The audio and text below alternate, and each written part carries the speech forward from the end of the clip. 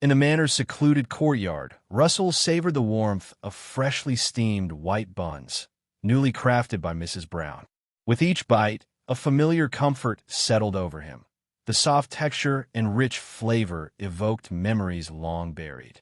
Paired with the crisp, savory dried fish prepared by Mrs. Moore, the breakfast was nothing short of delightful. Russell devoured 5 buns in one sitting, his appetite thoroughly appeased.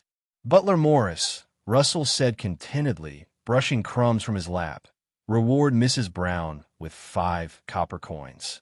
She's outdone herself. Encourage her to perfect the recipe further. And Mrs. Moore's dried fish were quite fine, too. Give her 2 coppers. A wise choice, my lord." Butler Morris replied with a bow. "They'll be most grateful." Moments later, he returned. "Sir, both ladies send their heartfelt thanks for your generosity." Russell nodded. "Good. Also," Morris continued, "all provisions are ready for your journey across the snowfields. Flatbreads, seasoned meatballs, and sealed vials of magic elixirs. Enough to sustain you and your nights for half a month. Tents and sleeping rolls are packed as well." Since Russell would be clearing the trade route himself, he had to arrange his own supplies, armor, weapons, and horses included. As Morris listed off the final items, the Wildcat sisters approached together, stepping forward with purpose. "Sir," Katie began, "since you're heading into danger on the snowfields, Catherine and I request to accompany you.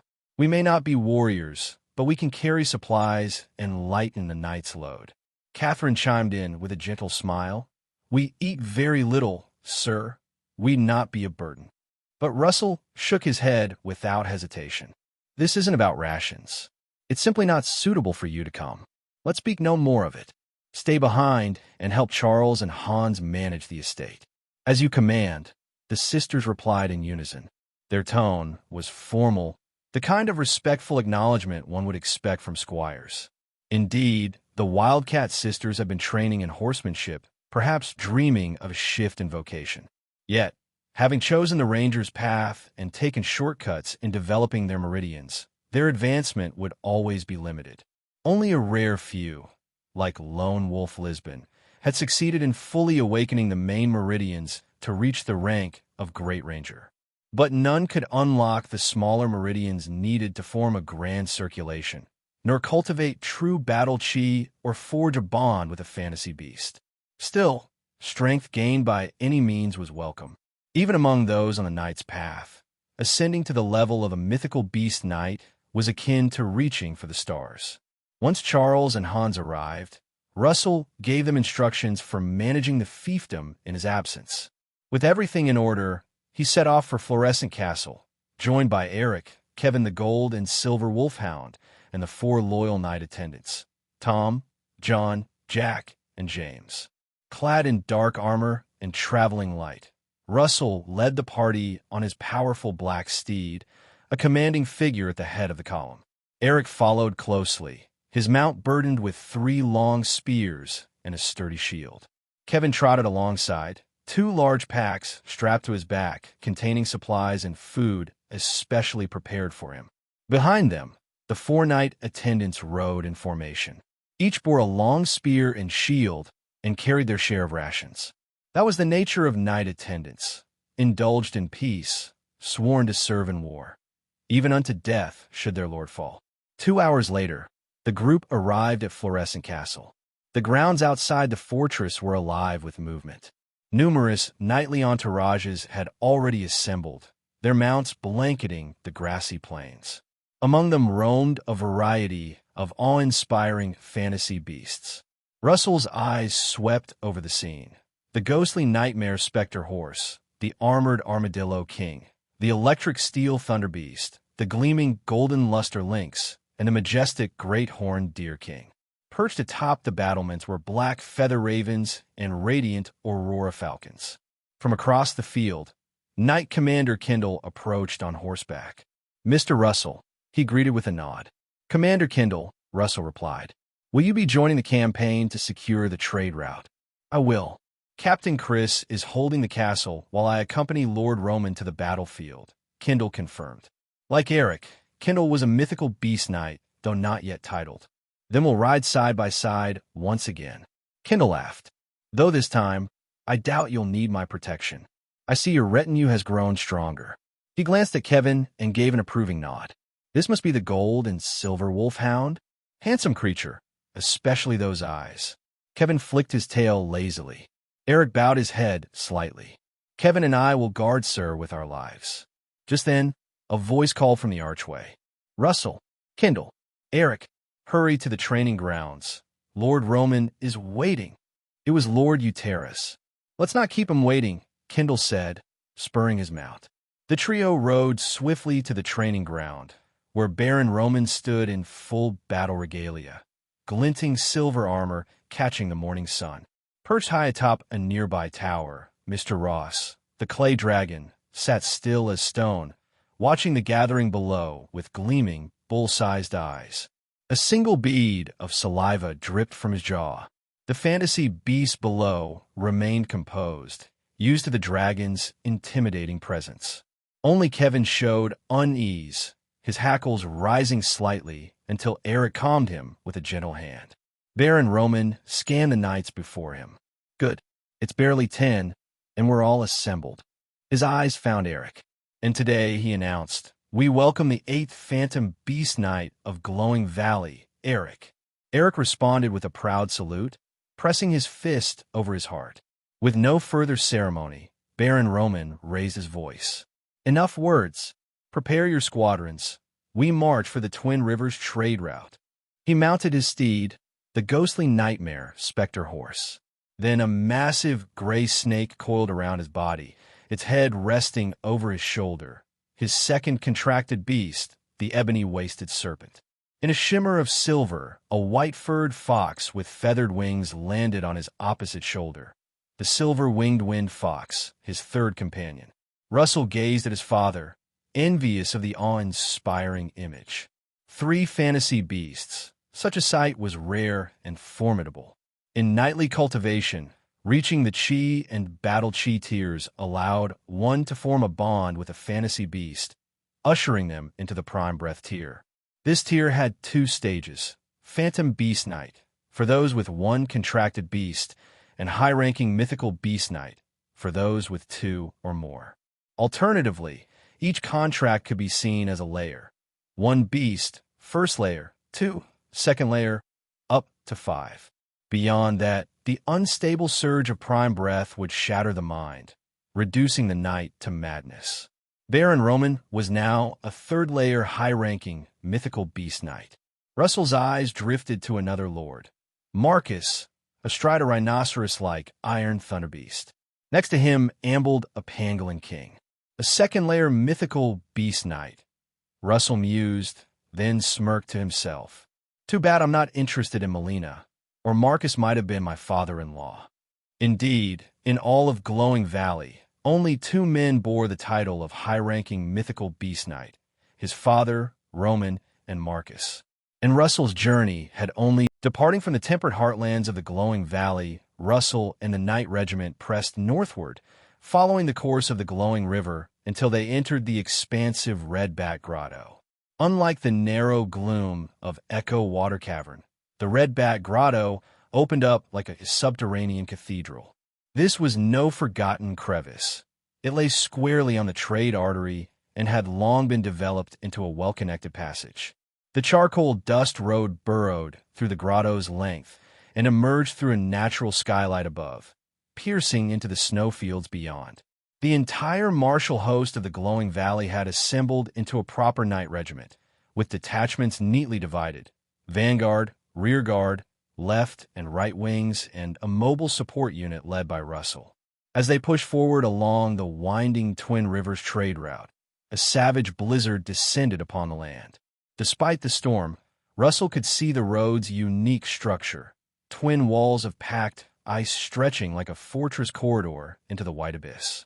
Within these frozen walls, caravans could travel safely, hidden from the keen senses of the snow ghosts. Battles, if any, took place outside, beyond the safety of the walls. The purpose of these ice corridors was twofold: shield trade and contain threats. Every lord along the route had sworn a duty to purge the area of snow ghosts, ensuring both the safety of the route and the acquisition of ice pellet pearls, rare and valuable crystalline cores harvested from the monsters. These pearls were highly prized, especially by those with magical beasts to raise. Yet the ice and snow long wall wasn't uniform. It flowed with the land, sometimes sinking below frozen terrain or rising abruptly where cliffs loomed, always curving to reach crucial waypoints called cold spring points. Pockets beneath the ice where warmth gathered and the frost melted just enough to form natural wells. Before the march began, Baron Roman had gathered the knights and issued a stern command. Cold Spring Point is vital. No large snow ghost packs must linger there. Secure it at all costs. These sites serve as rest stops for traders and armies alike, havens in the otherwise merciless tundra. Their strategic importance was absolute. As the regiment advanced, Russell reflected amid the howling winds. My grandfather's domain lies at the tributary river mouth. My father governs the glowing valley. And so, the route connecting these two lands is aptly named the Twin Rivers Trade Route. The cold bit deep into skin and bone. But there was little time for idle thought. A sudden cry shattered the monotony. Chiu Chiu. Mr. Ross, the clay dragon, soared high above the blizzard, his silhouette flickering between the clouds. Moments later, Lord Sally's voice echoed down from above, his booming shout carried by the winds. Northeast sector, snow ghost tracks discovered. Over 100 in number.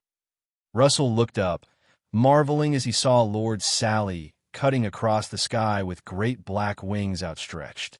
The light shimmered off his back. He was flying. That's the beast fusion shadow, Russell breathed. Eric nodded solemnly, clenching a gauntlet fist. Yes, sir. That is the final stage of Phantom Beast Knight cultivation. Kevin and I were not there yet. For Phantom Beast Knight, 3 milestones marked their path.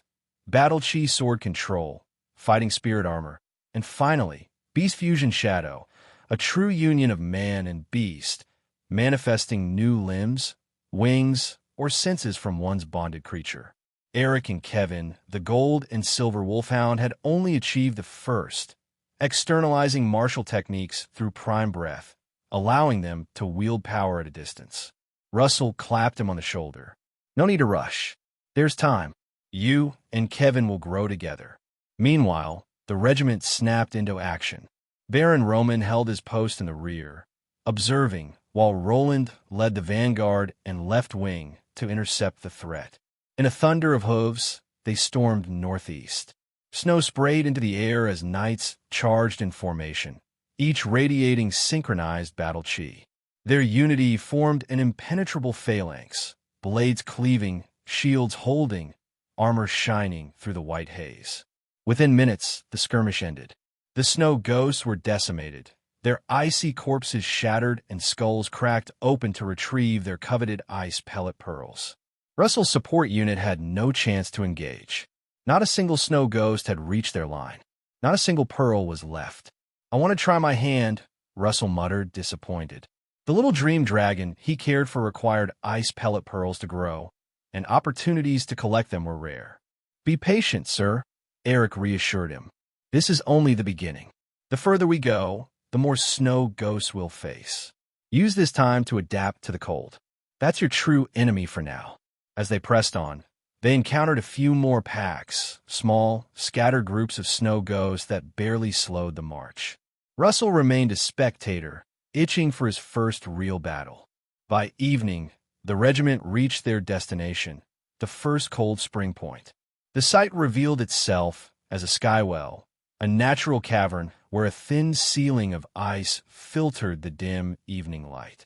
Beneath, smooth stone paved a space about half the size of a soccer field. Around the edges, several carved-out holes stored rations and essentials. Bundles of firewood, loaves of black bread, rough-spun blankets. Knights moved with practiced speed. While some stood watch outside, others pitched tents and lit campfires. Steam began rising as meals simmered over open flames. Soon after, a messenger summoned Russell to the command tent. "Father," Russell said as he entered. To his surprise, only Roland stood inside. "Sit," came Baron Roman's voice from behind the maps and candles. "Tonight, we dine as family, to mark your first night on the snowfields." Russell took his seat. Roland smirked. "So, how was your first venture into the White Waste? All as grand and glorious as you imagined?" "It's certainly fresh," Russell admitted, "but not exactly exciting. I haven't drawn my blade yet." Baron Roman's expression was calm. "Observe first. Learn the rhythm of the snowfield. There's no honor in charging blindly." "Yes, father." Roland leaned over and produced a small iron flask. He poured 3 cups of steaming wine and passed them out. "Still," he said with a grin, "there will be more snow ghosts soon, and when they come, you'll be wishing for boredom." Russell chuckled, accepting the cup. "Honestly, I was hoping to kill a few. I need those ice pellet pearls for the little dream dragon." Baron Roman raised an eyebrow. "Lacking coin already? Didn't your grandmother leave you a grant for your research? And your mother? She's been slipping you coins behind my back, hasn't she?" Russell rubbed the back of his neck sheepishly. "Innovation is expensive, father. I've got more ideas than gold at this point." Baron Roman shook his head, amused but stern. "Don't overreach. Let the serfs till the land. You're a lord. Your wealth will come with patience. We've ruled like this for generations. Don't stray too far from what works." Russell listened in silence, absorbing the meaning beneath the words. His father's governance followed the principles of Huang Lao: calm rule, minimal interference, a faith in natural order. Still, he was not his father, and the road ahead, Russell knew, would be his own. Hey, welcome to Firescale Audiobooks. If you enjoy our audiobooks, please consider subscribing to the channel. Also, feel free to share your review in the comments section below. There are only a few dishes: roasted ribs, baked snails, bacon, salted fish, and a vegetable salad, accompanied by corn-filled pies, grape toast, and a bowl of cream of mushroom soup. Of course, there was also the indispensable fish roe risotto as a staple. After dinner, there would also be a serving of caramel pudding as dessert. While eating and drinking, Mr. Roman enthusiastically imparted the lordship advice he had accrued over many years of managing Glowing Valley. Don't meddle in everything, but be sure to set some thresholds. Give them some freedom, but the cost of freedom can be set a bit higher. Don't confine them to the manor, but make the cost of leaving unaffordable. Roland, the elder brother, added on the side, give them a goal to strive for, but the goal must remain in our hands. Just like the fantasy beasts, which are the private property of the Fluorescent Fungi family, they must not be relinquished too easily. Speaking of which, Roland patted Russell on the shoulder. "You were a bit too hasty in giving Eric that gold and silver wolfhound, Kevin. You should have tested his patience a bit more." Russell found it somewhat difficult to adapt to such direct imparting of experience, but thought about it carefully, and it seemed quite reasonable. In his past life, when he was working his 996 job, his boss probably painted the big picture for him in much the same way. Despite being in different worlds, human nature is universal. Power structures and social systems are only the facade of civilization. Human nature is the underlying logic. After eating and drinking his fill and armed with Mr. Roman's teachings on the art of lordship, Russell left the commander's tent. He left Mr. Roman and his brother Roland behind, still savoring the last bit of grape wine, intending to drink until the bottle was empty. Russell is still a bit green, the Baron mused. He has just come of age and is just beginning to delve into estate affairs, so it's natural for him to harbor many impractical ideas, which reality will eventually crush. But with the support of the Fluorescent Fungi family, his life will undoubtedly be smooth sailing. Roland spoke. "You're right," the Baron sipped the red wine. "After I grow old and you take over the Baron's title, you must be as close to Russell as your uncle Rozan and I are. After all, we are family." "Of course, Russell and I are close," Roland said, thumping his chest in assurance. The Baron nodded but couldn't help adding, "Rozan guards the northern gate for me and for the family. In the future, Russell will also guard the southern gate for you and the family. If you can distinguish yourself, there's no reason Glowing Valley can't expand further south and north. Father, just watch. If I can successfully become a great dragon rider, I will fulfill grandfather's unfinished wish and secure an earldom, Roland said with a longing look toward the tent ceiling. By then, let Grand Duke Kunstan plead with the Shadow Flame Dragon and bestow another dragon flame upon Glowing Valley. Perhaps then a second bipedal flying dragon will be born. The Baron shared this beautiful vision. However, the Baron was ultimately more practical and said, "Don't think too much about the future. For now, your main task is to build a solid relationship with Grand Duke Kunstan. Having a good personal rapport with the Duke is even more important than establishing notable achievements. The Duke trusts me a lot, and the fact that you never joined the Council of Elders has greatly pleased him," Roland remarked. The Council has held regency for 20 years. Although it maintained the stability of the duchy, it also encroached on the Red Castle's properties. The Baron shook his head. "It's not that I didn't want to join. It's that I was completely absorbed in managing our lands. By the time I realized it, the Duke had already grown up. Yes, grandfather was somewhat unwise in that regard. The Council is about to disband, yet he insists on clinging to the Red Castle, refusing to leave. This has led to idle gossip in the court, suggesting grandfather and Princess Anxia." "Damn it," the Baron glared. "Is that something you, as his grandson, can casually speculate about?" Roland shrank back, muttering to himself, "I didn't make this up. It's what people are saying at the Red Castle. It looks like you need to loosen up your limbs, Roland." "Father, it was wrong." Roland hastily apologized. The Baron let out a long sigh and shook his head. "I trust your grandfather's character. Old Earl Merlin might covet power, but he would never long for beauty. However, he is indeed too reluctant to leave, prompting some to spread rumors to pressure him to leave the Red Castle." "Ah, Father, are you suggesting that it might be the Duke himself? Princess Anxia is the Duke's mother." "Stop your nonsense. I haven't been around the Red Castle for a long time, so I know nothing about it," the Baron denied. "Don't think too much of it. Your current priority is to foster a good relationship with the Duke." "Yes, Father." Russell naturally didn't know about the conversation in the commander's tent.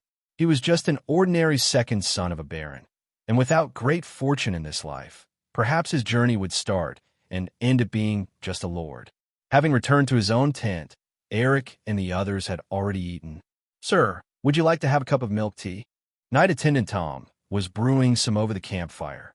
"No, thanks." "You drink it," he replied, having just filled his stomach with cream of mushroom soup. The mushrooms in the soup were the family's special product, the glowing mushrooms, a type of magic potion soup naturally to be consumed in large quantities. At this moment, warmth filled his belly, sending streams of heat through his limbs and throughout his body, then being refined into streams of battle chi that merged and bolstered the chi in his meridians, enhancing his strength. Therefore, he sat down cross-legged and began to meditate. This was a method of fighting chi cultivation known as meditation. It was simply about emptying one's thoughts and handing over control to the body's instincts, allowing the battle chi to circulate through the meridian spontaneously. Compared to consciously guiding the chi, this method wasn't as efficient, but excelled in its thoroughness and attention to detail.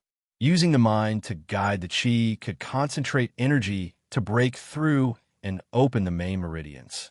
But alongside the main ones, the body also has a dense network of tiny meridians that are invisible, intangible, and even their sensations are vague. Thus, it's difficult to open these small meridians just by guiding the chi. And to advance to a great night, not only the main meridians had to be open, but these fine ones had to penetrate as well. Therefore, meditation became especially important.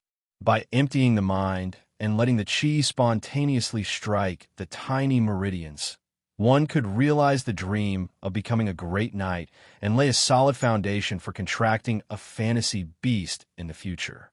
In a trance, an hour of meditation passed by.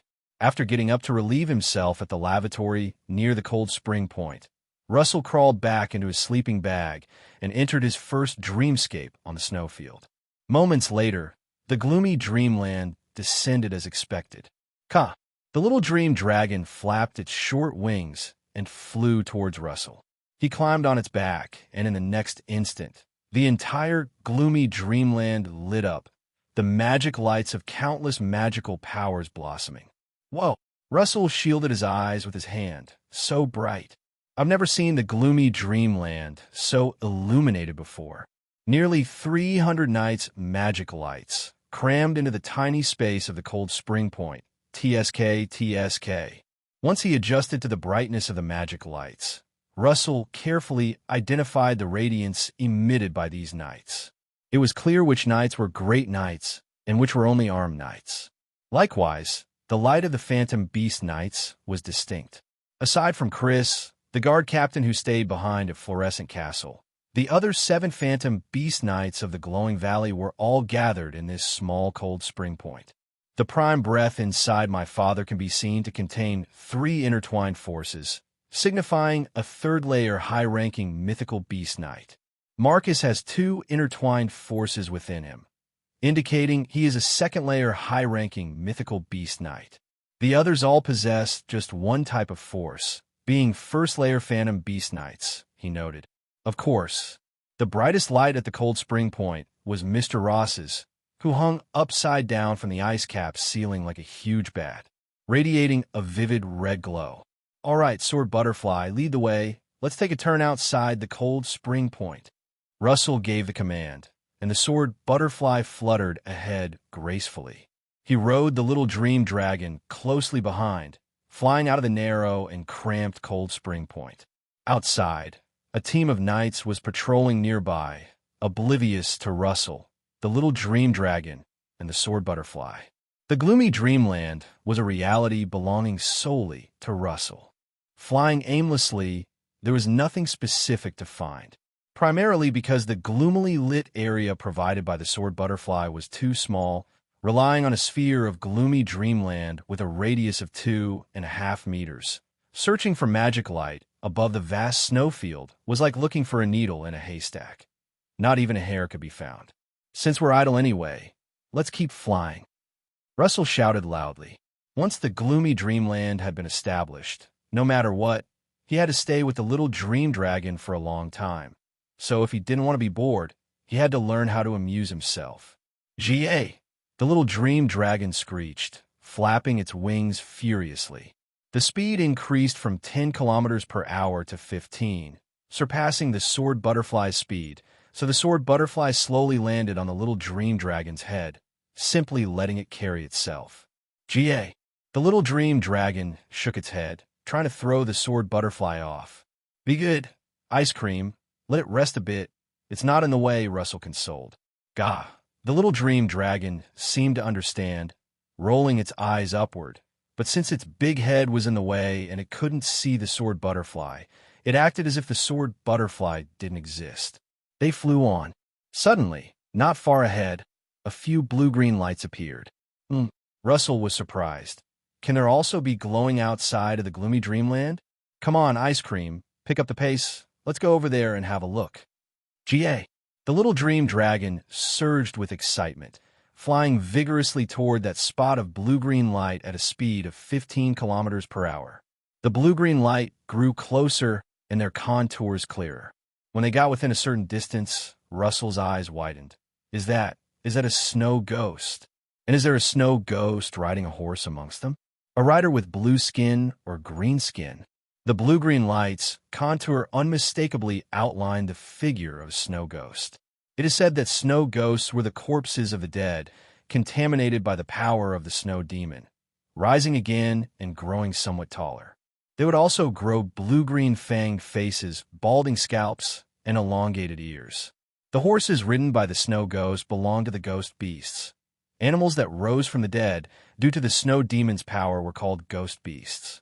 Judging by the light, it's similar to an ordinary armed knight, so it should just be a rider with green skin, not blue skin.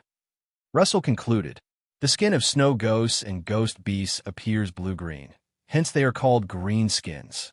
The skin of a snow demon appears deep blue, hence they are called blue skins. Green skins and blue skins are not the same types of creatures. If one must make a comparison, they could be described using the phrase the minions of a tiger. The blue-skinned snow demons are the tigers, and the green-skinned snow ghosts and ghost beasts are the minion ghosts, the vengeful spirits of those who had been killed. Let's be careful, Ice Cream. Let's approach slowly and see if these snow ghosts can detect us. Russell instructed cautiously. Snow ghosts that could glow outside of the gloomy dreamland might also be able to see through it and find Russell and the little dream dragon, especially since one of them was a snow ghost on horseback. The snow ghost on the ghost beast's back looked to be over 3 meters tall, obviously a great snow ghost comparable to a great knight. Therefore, it was a rider of great green skin. The strength of a riding great green skin is a bit stronger than the riderless great green skin I hunted back in Wu Yao Snake Manor. Russell was a bit nervous. Fortunately, no matter how strong greenskins are, they are not as strong as a phantom beast knight, and this is the gloomy dreamland. Greenskins, whether they're great snow ghosts or various kinds of ghost beasts, are all results of human or animal corpses that rose from the dead. Their own strength is contaminated by the power of the snow demon, turning into an ice pellet pearl. The prime breath of a phantom beast knight is formed by the fusion of the fantasy beast prime force and the knight's battle chi. If a phantom beast knight were to die, their prime breath would rapidly decompose, returning to prime force and battle chi. Hence, even if a phantom beast knight were to rise from the dead, at most it would become a great green skin. It was impossible to retain the power of the phantom beast knight. As Russell and the little dream dragon approached, the group of green-skinned snow ghosts showed no abnormal reactions, apparently unable to detect the gloomy dreamland. This relaxed Russell, and he even smugly thought to himself, the little dream dragon is after all a great dragon, able to wrestle with the king among the snow demons, the snow giant. How could these mere few greenskins see through the gloomy dreamland? Drawing closer and closer, they even flew right up to the faces of the group of greenskins. 11, plus the ghost beast horse under the big greenskin rider, makes a total of 12 greenskins, Russell observed carefully. This small group of greenskins was wandering aimlessly on the snowfield. They neither slept nor ate, their sole purpose of existence being to sweep the snowfield of all living things to ensure it remained dead and silent. Gaga. The little dream dragon interrupted Russell's observation, stretching out its short forelimbs towards the big greenskin on horseback. Gaga, what do you mean, you want to eat it? Russell didn't quite understand, but the little dream dragon split its mouth into a grin as if smiling, opened its mouth wide, and sucked in towards the big greenskin on horseback. A magical scene ensued. The big greenskin rider, along with the ghost beast horse it rode, began to react rapidly with a blue-green light. A vortex formed at the big greenskin rider's head, drawing all the blue-green light towards it. Then, an ice pellet pearl congealed and slowly flew into the little dream dragon's mouth. Swallowed in one gulp, the little dream dragon relished the taste, then let out a satisfied belch. Gagu. Goose Maisie Ying. Russell was stunned. My ice cream, you're awesome. That was a big greenskin rider, and you just, without even a fight, you swallowed someone's ice pellet pearl. Gaga. The little dream dragon was clueless. It tilted its head, its eyes revealing a hint of ignorance, unsure if it was the one ignorant or if it thought Russell was ignorant. Russell shook his head, chuckling. Right. You're a great dragon after all, albeit with tiny arms and wings, but you're the great dragon that can wrestle with a snow giant. It's perfectly reasonable for a great dragon to eat an ice pellet pearl from a big greenskin rider. Then he pointed at the remaining 10 ordinary greenskins. Come on, ice cream, I treat. Don't be shy, eat up. The 10 greenskins seemed still to be in a daze, unsure why their leading big greenskin rider had suddenly vanished into a puff of smoke. They halted in place, wandering aimlessly. Just when Russell thought the little dream dragon could eat these greenskins one by one, the little dream dragon yawned. Gaga. It was tired. Considering the time, it was also the moment for the gloomy dreamland to end, so Russell waved his hand in good spirits. All right then, you go ahead. I'll continue treating you tomorrow. I'll treat you to a greenskin combo meal, haha. Russell had thought he would need to hunt snow ghosts himself, stripping the ice pellet pearls to feed the little dream dragon. But who would have guessed that the little dream dragon could eat the snow ghosts like a buffet? This greatly saved on Russell's dragon feeding costs. In the future, I can let the little dream dragon free range and then exchange the ice pellet pearls stripped from the hunted snow ghosts for gold coins. My territory has another source of income. How satisfying, thought Russell with a pleasant mood as the gloomy dreamland dissolved. Consciousness fell into darkness. When he awoke again, the eastern horizon outside Cold Spring Point had already shown the first light of dawn. The night attendants had made breakfast already. When on the march, everything was kept simple. Russell drank some warm water from his water bottle, rinsed his mouth briefly, and began to enjoy his breakfast. Eric led the way, with Russell and 4 night attendants, charging toward a small group of snow ghosts ahead. The knights surged with battle chi within them, and Russell was also stirring his battle chi. Although all of them were merely armed knights, incapable of external battle chi release, the surging chi still generated a mysterious resonance. This resonance connected the entire knight squadron as a whole, mutually amplifying each other's combat strength. Kevin the Gold and Silver Wolfhound also joined the team. The prime breath within him could also enhance the chi resonance, giving him a certain degree of amplification. However, unlike the armed knights, the boost received by the Phantom Beast Knight was much smaller. "Sir, catch the lance," Knight Attendant Tom shouted, throwing over a knight's lance nearly 5 meters long. Russell caught it with ease, tucking the lance under his arm. Just as the knight squadron passed through the snow ghost pack, Eric swung his broadsword left and right, clearing many snow ghosts out of the way. Russell spotted an unstable snow ghost with a green face and sharp fangs, and stabbed it with the lance in a smooth motion. Thrust. The lance pierced directly through the snow ghost's chest, then pinned it to the ground. Russell immediately let go of the lance. Only after all the snow ghosts were skewered did the knight squadron dismount, drawing their swords to sever the struggling snow ghost's limbs and crush their heads, removing the ice pellet pearls within. Watching the snow ghost dissolve into a puff of gray mist scattered by the wind and snow, Russell shook the snow-white ice pellet pearl in his hand, smiled satisfied, then pulled out the lance stuck in the ice, mounted his horse again, ready for the next charge. Baron Roman was leading the knight regiment up ahead, engaging with a large group of snow ghosts, while he followed Eric, hunting down smaller packs of fleeing snow ghosts. "Form up." Eric, seeing more snow ghosts charging, immediately ordered loudly. Russell shook his cape and steered his black horse into the knight squadron. Following Eric, they launched another knightly charge, the surging battle chi resonating with one another, filling their bodies with renewed strength. Whoosh whoosh. The wind and snow wailed, a dirge for the unrelenting snow ghosts on the snowfield. In this age, the snow demon's power had already waned, and with the great dragon's power backing them, humans had begun an all-out counterattack. Endless snow ghosts were harvested, turning into snow-white ice pellet pearls, like tears of joy from the earth seeing daylight again after being frozen for countless years. "Charge!" Eric roared. Russell gripped the lance's shaft with one hand and secured it tight between his elbow, aiming at a new green-faced snow ghost. Boom! He launched the lance, not quite striking the green-hide chest, but puncturing its belly, once again pinning it to the ground.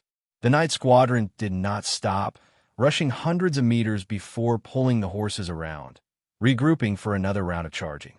Russell's heart surged with excitement. Suddenly feeling a sense, he looked at his left hand.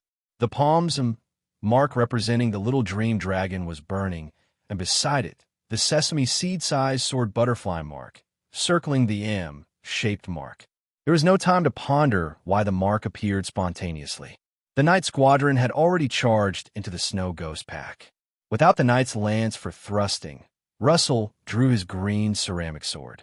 As he swung the long sword, a shadow of a butterfly flickered in his eyes. The next moment, the sword technique that should have struck directly onto the snow ghost torso was ingeniously altered by Russell, whose wrist flicked with finesse, and the tip of the sword precisely touched the snow ghost's forehead. Using the vibration of the blade and the momentum of the charge, he neatly sheared off the top of the snow ghost's head from above the brows. There was no splatter of brains, as the wound on the snow ghost's head was instantly frozen, revealing the clear folds of the cerebral cortex. Handsome. Russell was pleased with this inspired move, graceful and agile, and most importantly, the lethality it inflicted was formidable. Of course, such a wound was not fatal to the snow ghost. Hence, the knights had to continue hacking several times, cutting the group of snow ghosts into chunks, then crushing each of their heads one by one to find the ice pellet pearls inside. Easy peasy, sir. All the greenskins that slip through are just chickens. Knight Attendant James, laughing heartily as he swung his broadsword, squashed them like flies. With a smack, a bare, hairless head was shattered. Surrounding pieces of struggling, writhing flesh became completely limp with the destruction of heads. Once James picked and took away the ice pellet pearl, these chunks of flesh and shattered heads turned to ashes, disappearing without a trace as the snow and wind swept them away. Don't let your guard down. Eric cast a cold glance over. Any part of snow ghost could be the death of you. With that, he thrust his sword backward, nailing a snow ghost's severed arm onto the ice. The fingers at the end of this arm, sharp as blades on the armor, scratched the ice, emitting a grating, piercing noise. It must be this one, Knight Commander. Knight Attendant John located a head among the shattered remains, and, with a stomp of the iron heel of his boot, crushed the snow ghost's head like an exploding watermelon with a crack. The fingers scratching the ice surface went silent in an instant. Another greenskin coming. Knight Attendant Tom shouted out. Eric was about to draw his sword to slay the greenskin when Russell stepped forward. Leave it to me. Let me try dueling the greenskin. Be careful, sir. Eric halted his steps, but kept his eyes closely on Russell and the bellowing greenskin charging forward. Should Russell be in danger of being harmed by the greenskin, Eric would immediately intervene. Kevin the gold and silver wolfhound, who was on alert, also focused its attention, like Eric secretly protecting Russell, glancing at the mark still burning in the palm of his left hand. Russell was now clearly aware that the burning was not caused by Little Dream Dragon, but rather the sword butterfly amberbug. For the growth of the sword butterfly was nourished by combat. Although it is buried deep in the rock wall, it still receives nourishment from the power of the earth. Perhaps the battles that take place here on the snowfields are absorbed by the power of the earth, and then fed to the sword butterfly amberbug. Now, every battle I fight is feeding the sword butterfly. Russell didn't know the origins of the sword butterfly amberbug, nor did he fully understand whether the sword butterfly's mastery of swordsmanship was a result of natural evolution or a gift from the earth. But that didn't stop him from now knowing how to nourish the sword butterfly. Hiss, hiss! The greenskin charged, bearing its fanged maw, but could only issue a low roar reminiscent of a snake's hiss. In its grasp was an impressive ice-forged longsword. This was a sword purely formed from ice and snow, but the power of the snow demon, or rather the ice pellet, endowed it with attributes harder and sharper than metal, almost comparable to a slightly lesser gemstone weapon. Swinging the ice sword, the greenskin still retained its battle chi martial skills from before death, and now, with greater strength and more agile joints, unleashed even more powerful sword moves. Too slow, way too slow. The image of the sword butterfly flashed again in Russell's eyes as his green ceramic sword met the attack head-on. Clang! As he parried the ice sword, he flicked his green ceramic sword effortlessly and stabbed the greenskin in the neck, creating a hole. In an instant, Russell seized the upper hand. He then unleashed an intense flurry of attacks, as fierce as a gusty downpour, yet his stance remained as elegant as a fluttering butterfly. Full of openings, your whole body is full of openings. As he danced with his sword, the corners of Russell's mouth curved slightly, displaying a confidence of having everything. Sir's swordsmanship has already reached a divine level. I'm far inferior to Sir. Same here. As Russell executed the peerless, radiant swordsmanship technique, With the grace of a butterfly flitting amongst flowers, he sliced the green-skinned creature in front of him into corpse sticks.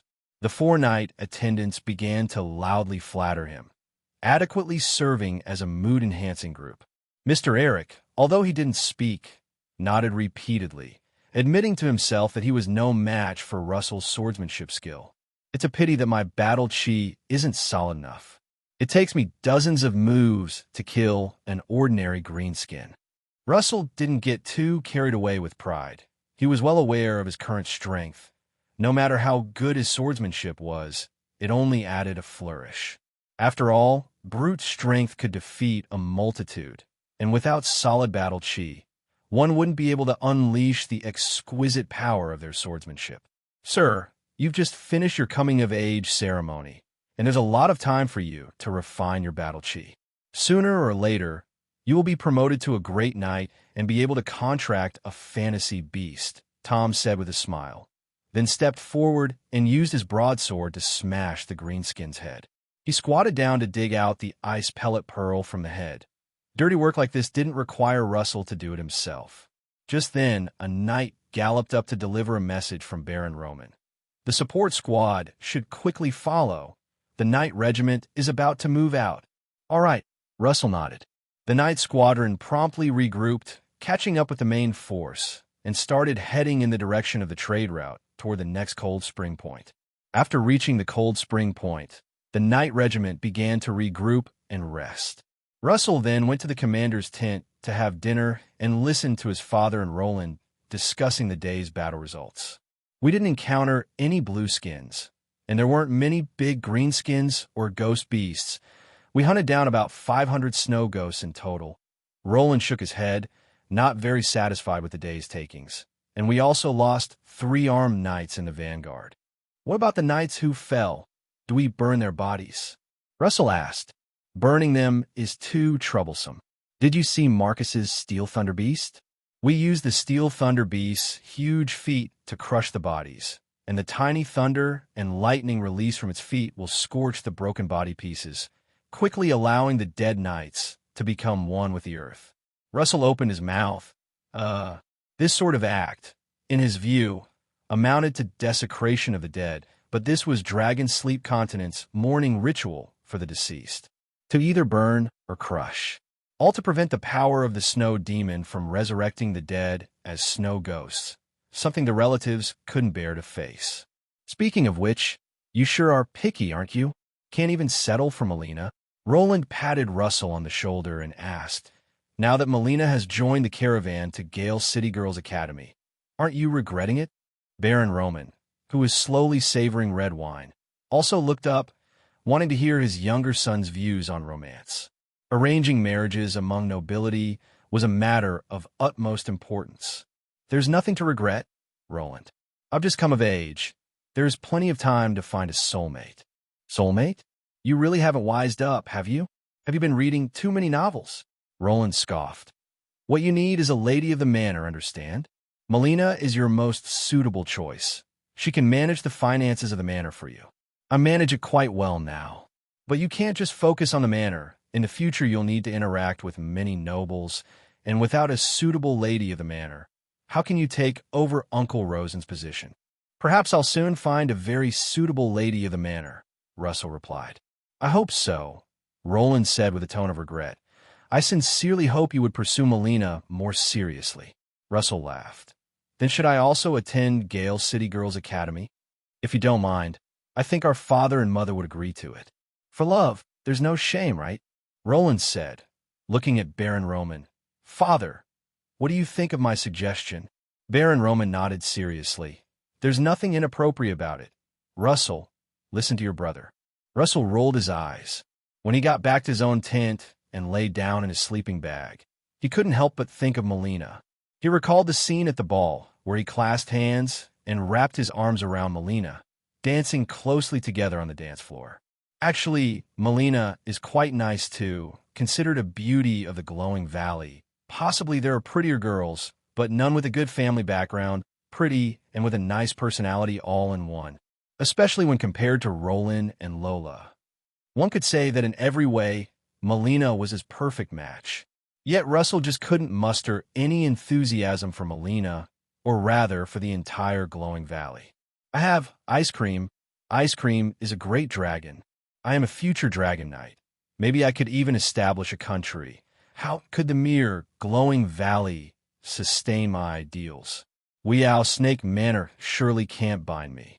Perhaps it was this line of thinking that made Russell very clear about what he wanted. What he wanted was not to find a lady of the manor for Weow Snake Manor, but to find a queen for the kingdom of his dreams. Melina, girl, it's not that you aren't good enough. It's just that my standards are a bit high, Russell lamented somewhat wistfully. Soon, he fell into slumber. The gloomy dreamland reappeared, all too familiar. The little dream dragon shouted as it appeared, with soared butterflies still dancing gracefully around it. Hasn't grown up, Russell looked at the little dream dragon, still in its big-headed cartoon form. Let's go. Let's see if the gloomy dreamland has expanded. Riding the little dream dragon, he flew to the boundary of the gloomy dreamland. Russell felt that the gloomy dreamland should have expanded, but this cold spring point was new, without a reference for comparison, so it was difficult to determine how much it had actually grown. Big or not, it doesn't really matter. With the soared butterfly, there's nowhere we can't go. Russell patted the little dream dragon's neck. Many nights of companionship had allowed it to quickly grasp Russell's intentions, flying towards the exterior of the boundary, still aimlessly flying over the vast snowfield, merely to encounter the magic light bursting from the snow ghost packs. Unfortunately, tonight's venture was not successful, with the little dream dragon too tired to find any snow ghosts. Gah, okay, let's call a night. We'll continue tomorrow evening. The dream collapsed, consciousness darkened, and normally Russell would then sleep until morning without having any further dreams. But on this night, after the gloomy dreamland ended, he actually started a dream. In the dream, he and Melina were dancing joyfully together, and while dancing, they ended up on a warm bed. Do you think I'm beautiful? Melina asked, slipping off her coat to reveal her tight-fitting underwear underneath. Her curves were enchanting, sparking far-off thoughts. Beautiful, Russell affirmed with a nod. If I'm that beautiful, then what are you waiting for? Okay. Russell dropped his trousers and was ready to proceed with great excitement.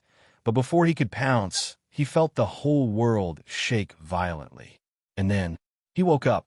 The voice of his night attendant, Jack, still echoed by his ear. Sir, breakfast is ready. You can get up now. Russell collected himself and then looked at Jack. I have a question for you. Sir, please ask.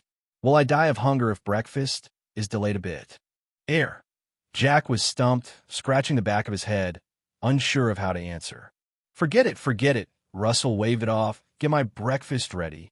Where's the mouthwash? Bring it here first. Is the toilet still clogged? Go check it out, help me cut in line. Tell him to wait. Say I can't hold it anymore. A new day began amidst the hustle and bustle. A night of spring dreams leaves no trace. The hormones secreted by a young body in sleep soon shrank back into their glands, frozen by the howling winds of the icy, snow-covered land. Russell had already forgotten what Melina's body in his dream had looked like as he followed the night regiment through the blinding whiteness of the snow. It was only because the knights had battle chi to protect their bodies that they didn't suffer from snow blindness. Of course, occasionally they would encounter groups of bluish snow ghosts, adding a dash of color to the icy world. And the most brilliant color belonged to the precious snow forests. Wherever there was a hint of warmth under the earth, trees would break through the soil. Breaking through the ice layer, facing the snow, they absorbed sunlight in the bitter cold, growing with tenacious vigor. Every time I see the snow forest, I feel joyful, as if a traveler has returned to the embrace of his mother. Lord Eucharis, who had sold wood to Russell before, broke away from the right-wing formation to chat with Russell. Yes, it's hard to imagine that snow forests could exist above the snowfield, or that various animals could survive in them. That's the power of life, which the ice and snow cannot cover. It's a pity that there are so few snow forests. Few, but sturdy, said Eucharis. You know, the number of fantasy beasts born in the warm lands is far less than those born in the snow forests. Like humans, only after enduring cruel training do animals have the hope to become accomplished. Is that so? Of course it is. Your father's silver-winged wind fox was found in the snow forest. To catch that silver-winged wind fox, we followed your father and endured nearly half a month in the snow forest. Russell remarked, life is truly resilient. And so the great dragon will eventually defeat the snow demon, and we knights shall reclaim the dragon's sleep continent. Lord Euchirus stroked the frost on his beard and laughed heartily. With Euchirus telling stories along the way, the march was not as monotonous. However, the relaxed atmosphere of storytelling was soon disturbed by the tweet-tweet calls in the sky. It's an alarm. Mr. Ross has spotted the snow demon. Euchirus's brows rose, and he spurred his horse forward. Eric, protect the young Russell. I need to rejoin my unit. Haha, there's blue skin to play with. Understood. Eric pounded his chest. He then said to Russell, Sir, do not leave my line of sight. The snow demon is something you cannot withstand now. I understand. Russell knew the seriousness of the situation. He was always cautious and well aware that a gentleman does not stand under a dangerous wall. Had Eric not been promoted to Phantom Beast Knight, bolstering his confidence and backing, he wouldn't have accepted even tasks like clearing trade routes. Focusing on development was key. So when the deep blue-skinned snow demon appeared, his restless heart quickly calmed down. The Knight Regiment swiftly changed its formation, and the support squadron Russell was in was now sandwiched in the middle of the formation, surrounded by 4 other squadrons. Nearly 300 knights huddled closely together, and the resonating battle chi of the various knight squads expanded to fill a larger area. Humming, Russell could even feel that within such a resonant space of battle chi from the entire Knight Regiment, the battle chi within him felt like it was about to explode. Constantly resonated and drawn upon, the battle chi was in its most active state, and it was at this moment that Russell reached the peak of his combat strength. Sir, circulate the minor circulation. Do not be swept away by the Legion's resonance. Eric reminded aloud. Is the Legion's resonance not good? Russell felt unprecedentedly powerful. It's good during a charge, but we don't need a charge now. Being too excited can overload the body and lead to fatigue later, with symptoms like sore limbs and weakness. Eric explained calmly to Russell, outlining the pros and cons. Whether it's the battle chi resonance of the Knight squads or the Legion's resonance of the Knight Regiment, although it can temporarily enhance combat strength, it ultimately draws upon the Knight's own power. Once the resonance ends, the repercussions of excessive power consumption manifest. At best fatigue, at worst injury, and if the battle drags on too long, one might even die from exhaustion. In short, battle chi resonance is strong, but it requires moderation. I understand, Russell nodded, quickly circulating his battle chi to negate the effects of the Legion's resonance on himself. Meanwhile, the vanguard formation had already encountered the snow demons. Russell looked far into the distance and could vaguely make out 5 giants with skin the deep blue color of gemstones. Every one of them was 4 to 5 meters tall, each with a different shape. One had blue skin resembling a pot-bellied Luohan. Another looked like Gollum from The Lord of the Rings. A third was similar to a sturdy troll from World of Warcraft. The remaining 2 blue-skinned beings. In their hands, they grasped different weapons made of ice. There were maces, battle axes, large cleavers, and of course, long swords. Like the weapons of the snow ghosts, these ice weapons were made from the most primitive ice, but the power of the snow demons endowed them with formidable strength and made them sparkle and shine, cool and dazzling. So these are ice crystal weapons. Indeed, super cool.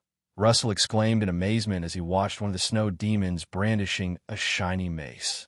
Unfortunately, ice crystal weapons couldn't be preserved. Once a snow demon was killed, the weapons would lose their power and shatter or melt like ice and snow. Boom! Battle had already begun in front. Several Phantom Beast Knights were launching an attack on the snow demons, and Mr. Ross was also diving down from the sky above. The snow demon, resembling a pot-bellied Luohan, was surrounded by the Phantom Beast Knights, each using battle chi to wield their weapons, firmly pinning down the Luohan's position. Mr. Ross happened to dive down at the perfect moment, accurately spewing dragon breath onto the body of the pot-bellied Luohan snow demon. SSS. Roar! Under the burning heat of the dragon breath, the pot-bellied Luohan snow demon's skin ripped and flesh burst open, letting out a piercing scream of agony. Unlike the snow ghosts, who knew nothing of pain, the snow demons had flesh and blood, thus they also knew suffering. However, it withstood the scorching dragon breath, violently swinging its ice crystal mace in a furious attempt to smash it into the sky. Mr. Ross twisted his body, folded his wings, and dodged the attack of the ice crystal mace, then flew back up into the sky. The figures of several Phantom Beast Knights were not very clear. Only the various dazzling prime breath lights bloomed. The knights seemed to carry special effects on their bodies, constantly maneuvering and attacking around the giant-like snow demons. Having fought side by side countless times, they worked seamlessly together, focusing their attacks on the pot-bellied Luohan snow demon that had been scorched by dragon breath while resisting the other 4 snow demons. A brief exchange of blows. Several brilliant flashes of light exploded. The pot-bellied Luohan snow demon let out its final shriek, then fell backward onto the ground, its massive body causing the ice to tremble as it crashed down. With 1 snow demon down, there were 4 more to go. The Phantom Beast Knights repeated the tactic, separating one of the snow demons, then restricting its movements until Mr. Ross descended from above, unleashing dragon breath that seared its flesh and grievously wounded it. Following that, the knights went all out in their attacks, swiftly taking down the snow demon in one fell swoop. It was a straightforward tactic, executed with perfect coordination. Even though the snow demons were not unintelligent and knew how to band together for resistance, they were outmatched by the multiple hands. Moreover, with Mr. Ross, the king of aerial strikes, in play, they were eventually eradicated in several waves of attacks, along with the small cohorts of snow ghosts that huddled around the snow demons, which were also dispersed by the Knight Regiment.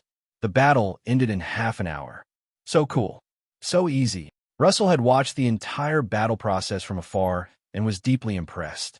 The strength of Mr. Ross and the Phantom Beast Knights showed him what transcendent power truly was. As the team began to clean up the battlefield, he quickly rode to the center to closely examine the 5 enormous corpses on the ground. With fierce features and a stench emitting from their bodies, their original deep blue skin was not visible due to the scorching by dragon breath, leaving only charred black husks. But the immensity of the snow demons could not be concealed. Even lying horizontally on the ground, they were nearly as tall as humans, with knotted muscles and sharp fangs, all showcasing their evilness and power. Unfortunately, no matter how strong, they could only die at the point of the knight's sword. Tisk, Russell sighed. If ordinary snow demons are already this huge, how big must the snow giants, the kings of snow demons, be? Snow giants! Sir Euchurus, carrying an ice crystal mace that was starting to crumble, strutted around showing it off with enthusiasm and laughed upon hearing the question. I've seen a snow giant 20 years ago during the Battle of the Fallen. A snow giant's huge foot stomped down from the clouds. Crack! Losing the power of the snow demon, the ice crystal mace suddenly shattered into fragments of ice, and Euchurus kicked the ice shards irritably. It's just not durable, fell apart in less than a quarter of an hour. Let me tell you, when that foot came down, I fell off the horseback. And then what? Russell asked eagerly. Then I passed out, haha. When I came to, I had already been dragged to Cold Spring Point, However, no one could correct Lord Euterra's statement. After all, the Battle of the Fallen 20 years ago ended in such grim circumstances. The Shadow Flame Dragon was gravely injured, the former Duke fell, and even Russell's grandfather, Rod Glowshroom, died on the snowfield. Many knights who had gone to war were now buried under the snow. Very few people who knew the truth remained. The wind and snow never stopped blowing across the white world. Knights scuffled playfully over the other ice crystal weapons that hadn't yet shattered. Russell, too, curiously snatched up an ice crystal longsword. Its hilt was thicker than the pillars of the castle and had long since lost its dazzling luster, now covered in dense cracks that were still spreading. When the cracks reached a critical point, they snapped, shattering the weapon into a pile of ice fragments, never to recover its previous spectacular form. It's really just ice. Watching the sword, beautiful as an ice sculpture, disintegrate, a faint sense of loss washed over Russell. He then moved closer to the snow demon corpse still being excavated. Lord Sally and his men were skillfully cutting open the snow demon's body, searching for the possible existence of ice soul pearls, the crystallized essence of the snow demon's power. Snow demons could control ice and snow, freezing the entire world, and that power was known as Ice Soul, corresponding to the dragon flame of the great dragons. Of course, only the kings among snow demons, the snow giants, could manipulate the Ice Soul and encase the land in ice. A regular snow demon's body also flowed with the force of Ice Soul, and ice crystal weapons were shaped by this power. It was said that this Ice Soul could reanimate the dead into snow ghosts, converting the strength they had in life into ice pellets. Upon a snow ghost's death, the power of ice pellets would condense into an ice pellet pearl. Upon a snow demon's death, the ice soul power would similarly condense into an ice soul pearl. All found, there are 2 ice soul pearls in total. Not bad. At least more generous than the previous 2, Baron Sally said as he weighed the ice soul pearls in his hands. 1 in each hand, each the size of fist, much like the 7 Dragon Balls from Dragon Ball. However, there were no stars inside, only a faint blue mist, frozen within the ice soul pearls. "Sir Sally, let me have a look," Russell said. "Catch." Sally casually tossed one to him. The ice soul pearl was not fragile. In fact, it was far from fragile and instead was indestructible. Moreover, unlike the ice pellet pearls, which had a value comparable to gold coins, ice soul pearls couldn't be used as currency because they had only one value: to be presented as a merit to Red Castle. And no one knew what Red Castle collected ice soul pearls for. Some say it was to create an elixir of immortality, since there had been 3 dukes of the Shadow Flame Duchy who had succeeded in dragon riding, becoming dragon knights. The first was the founding duke, Quentin Shadowflame, who lived to be 130 years old. The second was Quentin II Shadowflame, who lived to be 195, effectively achieving immortality. The third was Quentin III Shadowflame, who was in his prime and fell on the battlefield at 52, leading to 2 decades during which the Shadowflame Duchy was governed by the Council of Elders, until Quentin III's grandson came of age and ascended to the throne. If Quentin III had not fallen on the snowfield, perhaps he too could have easily lived to over 100 years old like his ancestors. Perhaps this was related to the ice soul pearls. Of course, some believe that ice soul pearls were merely food for the great dragons, and if they could really be used to concoct an elixir of immortality, there wouldn't be only 2 dukes who had lived past 100 years. After all, the Shadowflame family had been passed down through many generations. Either way, ice soul pearls were of no use to ordinary people, even to ordinary nobility. Cold, refreshing, moist. These were the sensations Russell felt as he held the ice soul pearl in his hand. Then, he noticed the M-shaped mark in his palm began to burn. Without a doubt, the little dream dragon had sensed the deliciousness of the ice soul pearl. Yes, since the little dream dragon loves to eat ice pellet pearls, it naturally craves the more superior ice soul pearls. Perhaps Red Castle collects ice soul pearls to feed the Grand Duchy's Shadowflame Great Dragon. What a pity, Ice Cream. It's not that I'm unwilling to let you eat them, but these ice soul pearls don't belong to me. Moments later, Russell returned the ice soul pearl to Baron Roman's knight attendant. It was one of Baron Roman's spoils of war. Just as he was about to turn back to his group, suddenly, he heard a snap and saw the chopped-up snow demon-shattered flesh suddenly fracture like ice crystal weapons into pieces of blue flesh on the ground. The flesh then cracked again, breaking into smaller pieces. The flesh particles continued to shatter, then melted into the thick snow, dyeing the entire snowfield a deep blue. In a few days, these blue traces will disappear, and the blue skins will vanish in a smoke just like the green skins, explained Lord Eucharis, who enjoyed playing the mentor for Russell. They are from another world and should not exist on Dragonsleep continent. Another world? Russell looked up at the sky. Strictly speaking, he himself was a visitor from another world, albeit one who had come through soul rather than body, which made him somewhat superior to the snow demons. If I die after... Hey, what am I thinking about? I am Russell Fluorescent Fungus, a native human being from Dragonsleep continent. Russell raised his left palm and then clenched it into a fist with force. Besides, I have a great dragon. In the following days, hunting blue-skinned snow demons and green-skinned snow ghosts was part of the Knight Regiment's routine. Russell, as part of the supporting troop, also picked up quite a few strays. He collected more than 40 ice pellet pearls, including 2 of superior quality from the brains of big greenskins. It was quite a fruitful haul. This is much quicker than making money from farming, but unfortunately, it's a trade-off for one's life, Russell felt inwardly. In these few days, nearly 10 knights had already been lost.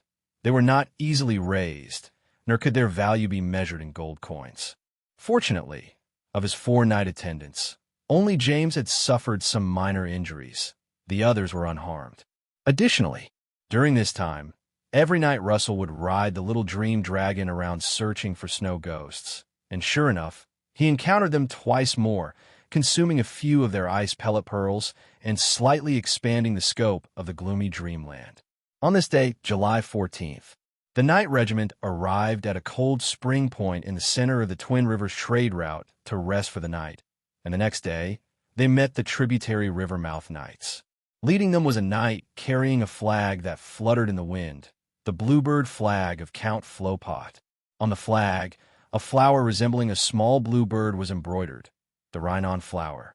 Russell followed Baron Roman and Roland out of the cold Spring Point camp to personally welcome the arrival of the commander of the tributary Rivermouth Knights.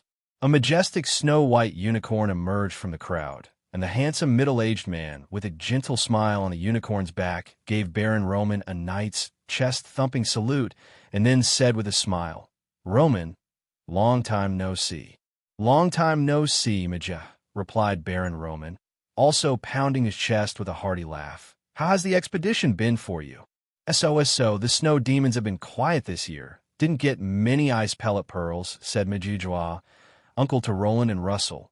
"Roland and Russell, it's good to see you both here." Behind Magia, another young and handsome knight was also waving his hand. "Uncle, cousin." This was Magia's son, Roland's cousin, and Russell's cousin, Mel Ujawa. "Uncle Mel, I've been looking forward to meeting you both." Roland's face beamed with enthusiasm. After saluting Magia, he rode up to Mel's side, slapped hands with him, and then both laughed together.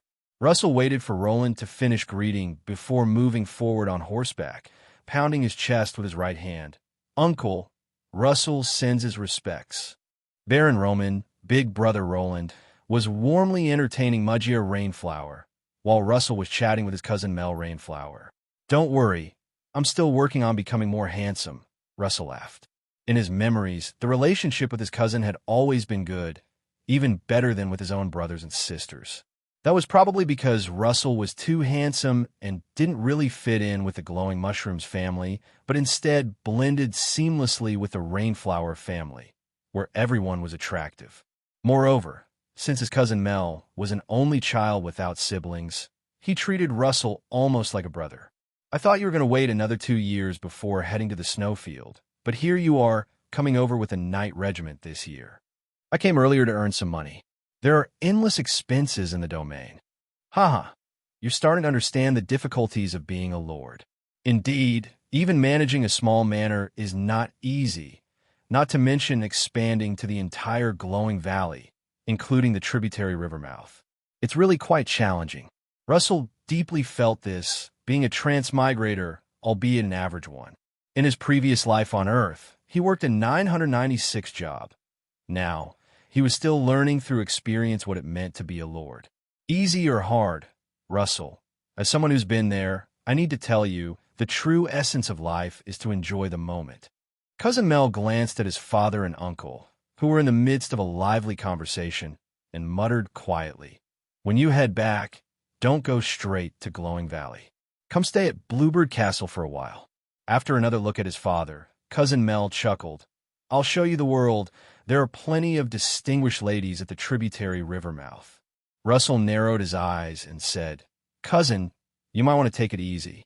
I see you've got some dark circles under your eyes. Looks like you've been having a rough time." "Nonsense." Cousin Mel laughed. "I'm pure and self-disciplined, okay? I wouldn't just give myself away unless it was mutual affection." "Give yourself away? Are you even speaking human language?" "The truth is just that. These high-born ladies circle around me like wolves, all sweet talk, just to get their hands on my body. In such an environment, especially for handsome guys like us, you really have to learn to protect yourself." Cousin Mel was full of emotion. "I've never experienced that. That's why you should come to Bluebird Castle and stay for a while. I'll let you experience it." "Not this time. There's a pile of affairs waiting for me back in the domain." Russell shook his head, yet felt a twinge of excitement. "By the way, when will Grandfather be back at the tributary river mouth? The Council of Elders should be disbanding by now, right? In the next month or two, I guess.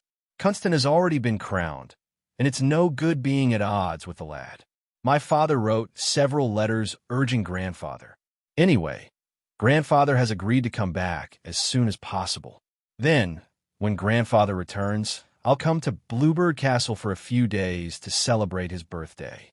"A few days won't do. You have to stay for at least a month." "We'll see. If I can get away from the domain, I'll come and stay for a month," Russell agreed. Cousin Mel was delighted. "Great. As soon as Grandfather is back, I'll write to you." Seeing his cheerful demeanor, Russell couldn't help but feel a twinge of sympathy. Although living in a grand, noble family with luxury and plenty, the absence of siblings could still lead to loneliness and a lack of companionship. After all, Mel was only 3 years older than Russell, just his second cousin. Russell also had an older cousin, but not one born to Aunt Magia. Instead, it was his Aunt Melinda Rainflower who had Sether, without a noble surname. His uncle-in-law Caeciliuo was only a lord from an ordinary family. Grandfather, Count Flo Pot Merlin Rainlongflower, had 2 daughters and 1 son. My aunt, Melinda Rainlongflower, despite the family's objections, fell in love with an ordinary great knight named Caeciliuo. With no other choice, the Earl and his wife granted Caeciliuo a lordship and sent him off to a remote manor in their domain. Caeciliuo and his wife had a son and a daughter, who were Russell's older cousin, Sether, and his cousin of the same age, Sether Way. My uncle, Mudge Rainlongfur, married a princess from the Shadowflame family, none other than the current Duke's aunt, Cuna Shadowflame, with whom he fathered their only son, Mel Rainlongflower. Then there's Russell's mother, Meryl Rainlongflower, who after marrying Baron Romanwink's son, gave birth to 2 sons and 2 daughters. So, Mel had no siblings, but he does have a good number of cousins. Even the Duke, Kunston Shadowflame, is one of his cousins. But of all his cousins, Russell is the one he is closest to, probably because they are both handsome. After all, birds of a feather flock together, and the handsome enjoy the company of the handsome, just as the handsome and beautiful subscribe to this old author's books. They chatted about memories from their childhood and dreamed about the bright future. Time flew by, and soon it was midday. In this modest and humble spot at Cold Spring Point, nobles from both domains crammed into Baron Roman's main command tent, feasting on simple food and drinking strong spirits, enjoying a lively meal together. "Lord Viscount, I drink to you." Lord Uteras stood up to offer a toast. "If the old Earl had not given me a hand back then, I might never have returned from battle, and I would not be here enjoying this merry scene today." Magia Rainlongflower drank with a smile. "Lord Uteras, we still have many years of battle side by side ahead." "Indeed, what the Viscount says is true," many others agreed. The title of Viscount is a special one, a lifelong title that is not hereditary. It is typically awarded as a commendation to court officials or as an honor to scholars and great merchants who have made significant contributions. The nobility titles of the Shadowflame Grand Duchy are inherited from the Glorious Empire, or rather, many nations on the Dragonsleep continent follow the system of nobility titles set by the Glorious Empire. Beneath the king, only the titles of Duke, Earl, and Baron are hereditary and come with their own lands. The titles of Marquis, Viscount, and Lord are lifelong. Of course, whether hereditary or lifelong, there are strict rankings. Duke, Marquis, Earl, Viscount, Baron, Lord, but vassals owe loyalty only to their lord and their lands are highly autonomous. As an independent Grand Duchy, the Shadowflame Grand Duchy's highest title is that of Duke, hence there are only the hereditary titles of Earl and Baron beneath it. Typically, a Baron would grant a lordship to his heir to facilitate the heir's participation in the management of their lands. Similarly, an Earl would grant the title of Viscount to their own heir. Russell's grandfather, Count Flo Pot Merlin Rainlongflower, is still hale and hearty, so Uncle Majin naturally can only carry the title of Viscount for his engagements. Fortunately, Viscount is a title high enough, ranking just above Baron. By the way, Lord Viscount, isn't Lord Medicalin here? Lord Sally asked curiously. Uncle Midgia shook his head. My wife is visiting Gravel Domain, so I asked Lord Medicalin to escort her. I see. At the tributary river mouth, there were two bipedal flying dragons. One was called Mercedes, a manganese steel dragon, now serving as the mount for Count Merlin, one of the few flying dragon knights of the Shadowflame Grand Duchy. The other was the blue crystal dragon Medical Loren, which had not yet been accepted by any knight. After the lively banquet, the two knight regiments set off from Cold Spring Point, ready to return to their respective territories. Chirp, chirp! Mr. Ross circled in the sky. Baron Roman and Viscount Magia shook hands, bidding each other to take care before each mounted their horses. Roland followed close behind Baron Roman. Russell waved to Cousin Mel. Take care on the way back. Don't forget what you said. Come and stay at Bluebird Castle for a month, Cousin Mel cautioned with concern. Got it. Stay in shape. Don't let the high society ladies and gentlemen laugh at you. You should worry about yourself. Thus, after a brief gathering, the two knight regiments headed off in different directions, returning home along the Twin Rivers trade route. The journey there took a week, but the return took only 3 days. When the knight regiment left the snowfield and entered the Redback Grotto, stepping onto the charcoal dust road, everyone sighed with relief. Suffering through inadequate food and sleep on the snowfield, with its endless dull whiteness, was a mental torment for anyone, especially for someone like Russell, who felt uncomfortable not bathing for a day. You can imagine his suffering after more than 10 days without a bath, especially after sweating profusely during every battle. We're back, a knight exclaimed loudly. I'm back. Damn it, finally going to be home. There were also more poetic knights who closed their eyes and savored. The sound of hooves on the charcoal dust sounds so good. I really want to jump into the glowing river and take a bath, another knight said as they saw the babbling streams within the Redback Grotto, itching to feel the water. The glowing river originated from the Redback Grotto, where melting snow water served as an excellent source, ensuring it never ran dry. Upon leaving the Redback Grotto, they would reach Lord Rosen Glowing Mushroom's domain, Great Wind Manor. Uncle Rozon, accompanied by his knights, parted from the knight regiment. Baron Roman, along with his brothers Roland and Russell, entered the Great Wind Manor together with Rozon, paying a visit to Lady Ingrid. Lady Ingrid cherished the hot springs of Great Wind Manor and resided there year-round. Seeing all the little will-o'-the-wisps return safely is delightful. It means the eyes of the great dragons of the Grand Duchy aren't blind, Lady Ingrid said as she hugged Roland and then came over to embrace Russell. Come, look at our family scholar and tell your grandmother what's different about her. After the hug, Russell smiled as he examined Lady Ingrid. Grandmother, with these reading glasses, you look better than before. On her face, Lady Ingrid wore a pair of bifocal reading glasses. These were the very glasses Russell had commissioned the jeweler Mondes to make specially for his grandmother, valued at 100 gold coins. This is the affection of a little will-o'-the-wisp, Of course, grandmother looks better wearing it. After teasing a bit, Ingrid waved her hand. All right, Roman, take the little will-o'-the-wisps back to the troops and head off to the castle to rest. You all stink.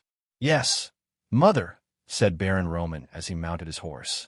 Roland, Russell, come visit when you have time. Uncle Rozan waved his hand. In haste, the knight regiment continued their rapid journey along the charcoal dust road beside the glowing river and soon arrived at Fluorescent Castle.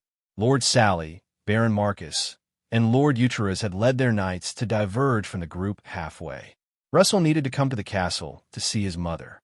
Lady Merrill had been waiting outside the castle gate early, and after embracing Russell, she examined her second son, who was setting foot on the snowfield battlefield for the first time.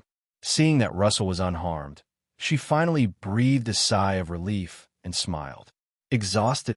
Not at all, mother. It's just that the accommodations weren't very good, and it was especially hard to get a bath. But everything else went smoothly, Russell replied. Then stay in the castle for the night. It's getting late, and I've had the kitchen prepare dinner. Lady Merrill insisted without letting Russell argue and kept Russell, along with Eric and the others, at Fluorescent Castle. Seeing that the sun was indeed about to set, Russell didn't refuse. Roland, Russell, I've missed you. As soon as they entered the castle gate, Lola rushed over and threw herself into Roland's arms. Roland laughed. I've missed you too, my little Lola. When the two separated, Lola then came over to hug Russell. Compared to her enthusiastic embrace with Roland, this hug was a bit more restrained. Russell's predecessor was inherently a bit aloof, and the current Russell wasn't one for physical contact either. Despite being young, Lola could keenly sense this, and therefore acted with restraint. Russell, is the snowfield fun? The first day was fun, but every day after that was not, Russell said with a smile. I don't understand. That's right, you're still young. I'm already 11 years old, Russell. You can't still think of me as a child, Lola warned with a serious expression. Roland teased from the side. 11 years old and not a child. Then what are we knights who have already had our coming-of-age ceremony? Children. Lola snorted. Roland continued to tease. Keep in mind, your teeth haven't even fully grown in yet. Lola, you have to work much harder to grow up. They have grown in, it's the last tooth to come in, and it's already grown out. Lola bared her teeth, showing that her last tooth had come in and that the previous gap was nearly closed. All right, little grown-up. Let me take a bath first, and we'll share stories of the snowfield when I get back. Russell laughed. He was eager to take a bath, as feeling grimy was quite unbearable. After the bath, dinner began. It was just a family meal, so everything was very casual. They talked about stories from the snowfield and shared amusing recent events from Glowing Valley. The dinner came to a close with Baron Roman, Roland, and Russell wolfing down their food. Satisfying. After a full meal, Russell leaned back in his chair and let out a breath without any noble bearing. Lady Merrill looked at Russell and grabbed a handful of his hair with a smile. It has gotten a bit long. Time to cut it. Upon seeing this, Roland feigned dissatisfaction. Mother, my hair has grown too. Why don't you tell me to cut mine? Lady Merrill rolled her eyes. Your looks and temperament take after your father. You look the same with any hairstyle. But it's not the same for Russell. When his hair grows out, he looks more melancholic. Only after cutting it short does he look bright and spirited. Mother, are you saying I'm ugly? Roland spread his hands. Lady Merrill exclaimed, Did I say that? Russell chuckled, enjoying the friendly atmosphere in the family, which at least made interacting less oppressive. Baron Roman, who was tasting the dessert after the meal, said with a straight face, That isn't ugly. It's the way of survival for the fluorescent fungi family, being low-key. On this matter, I must sadly admit, Russell, you did not inherit it. Upon hearing this, Russell nodded in agreement. I regret it too, father. On the little bridge over the glowing river in front of Wuyao, Snake Manor's annex, Charles and several officials stood at the bridgehead to welcome Russell and his party, returning from the battlefield. No serfs had been driven to make up the numbers for this lively scene, which was a rule Russell had set before he departed. He did not want such ceremonies to disrupt the serfs' normal work and lives. After all, There would be no shortage of missions to clear the trade routes in the warm half of the year ahead. And if grand welcoming ceremonies were to be held each time, it would be too wasteful in terms of manpower and resources. "I salute you, sir." Charles performed a hat-tipping gesture, unlike the knightly fist-to-chest salute, as a courtesy between gentlemen. "Is everything well at the manor?" "All's well," said Charles with a smile. Hans came over. Hans greets the master. Under the watchful eye of the great dragon and the blessings of the glow, the master returns laden with glory. "Hardly laden, just went out to get some soy sauce," Russell said with a laugh, too modest to sing his own praises. After all, he had been well protected throughout the expedition, only facing a few isolated snow ghosts each time. When it came to one-on-one fights, he dared to engage the snow ghosts face-to-face only with Eric's protection, never taking unnecessary risks. The profits, however, were quite decent. He received a share of nearly 50 ice pellet pearls, including 2 high-quality ones from big green-skinned creatures, altogether worth 70 to 80 gold coins. Accounting for the expenses on weapons, food, and magic elixirs, there was also an income of 50 gold coins. He had to share some ice pellet pearls with Eric and the 4 night attendants later on. But the bigger gain came when he rode the little dream dragon at night to strike everywhere, devouring many snow ghosts, which was tantamount to making a large amount of extra money. Although the ice pellet pearls eaten couldn't be brought back, Russell had planned to feed the little dream dragon with ice pellet pearls from the beginning. Now, the ice pellet pearls he had saved could be exchanged for gold coins to help build the manor. The feeling of returning to the manor's annex, "It's really nice," Russell mused as he entered his own manor's annex with his officials. Although Fluorescent Castle was luxurious and comfortable, with abundant food, it was still not his home. He had already been in theft, and Wuyao Snake Manor here was his true home. After the midday feast, the crowd dispersed, and Russell could relax comfortably in the manor's annex, enjoying the rare leisurely moment. The sunshine spilled through the window, warming him all over. Compared to the cold and harsh environment of the snowfield, the difference was night and day, leading him to a private reflection. Without comparison, there wouldn't be such deep feelings. Only after experiencing the cold of the snowfield do I realize why Glowing Valley is the land of warmth. With that, he clasped his hands together, faced north, and praised, "Thank you, Shadow Flame Dragon, for the warmth you bring." The volcano where the Shadow Flame Dragon resided was located to the north of Glowing Valley. For the whole afternoon, Russell stayed at home without stepping out. He neither inspected his domain nor practiced nightly lessons. He had given Eric and the 4 night attendants a day off. The evening meal brought an unexpected delight. The buns are both fluffy and soft. Mrs. Brown has made great progress. And these small dried fish are well preserved. Not bad at all. Mrs. Moore also deserves encouragement. Russell enjoyed the large white buns in his hand along with the small dried fish from a jar, singing their praises nonstop. Mrs. Brown's improved white buns had come close to resembling the large white buns Russell loved back on Earth. In the future, he could try making buns, dumplings, noodles, and other wheat-based foods. And Mrs. Moore had, following Russell's instructions, preserved a jar of small dried fish that, with a spicy sauce, were especially flavorful. Butler Morris, have Mrs. Moore continue to preserve the small dried fish. I believe Mrs. Moore could easily open a shop in town specializing in selling dried fish sauces, which would surely be popular with a wide range of consumers. But Mrs. Moore surely wouldn't want to give up her job in the kitchen. To serve you, sir, it's not something that opening a shop could compare to. Is that so? Of course, serving the descendants of the Fluorescent Fungi family is an honor for everyone in Glowing Valley. Butler Morris spoke with genuine sincerity.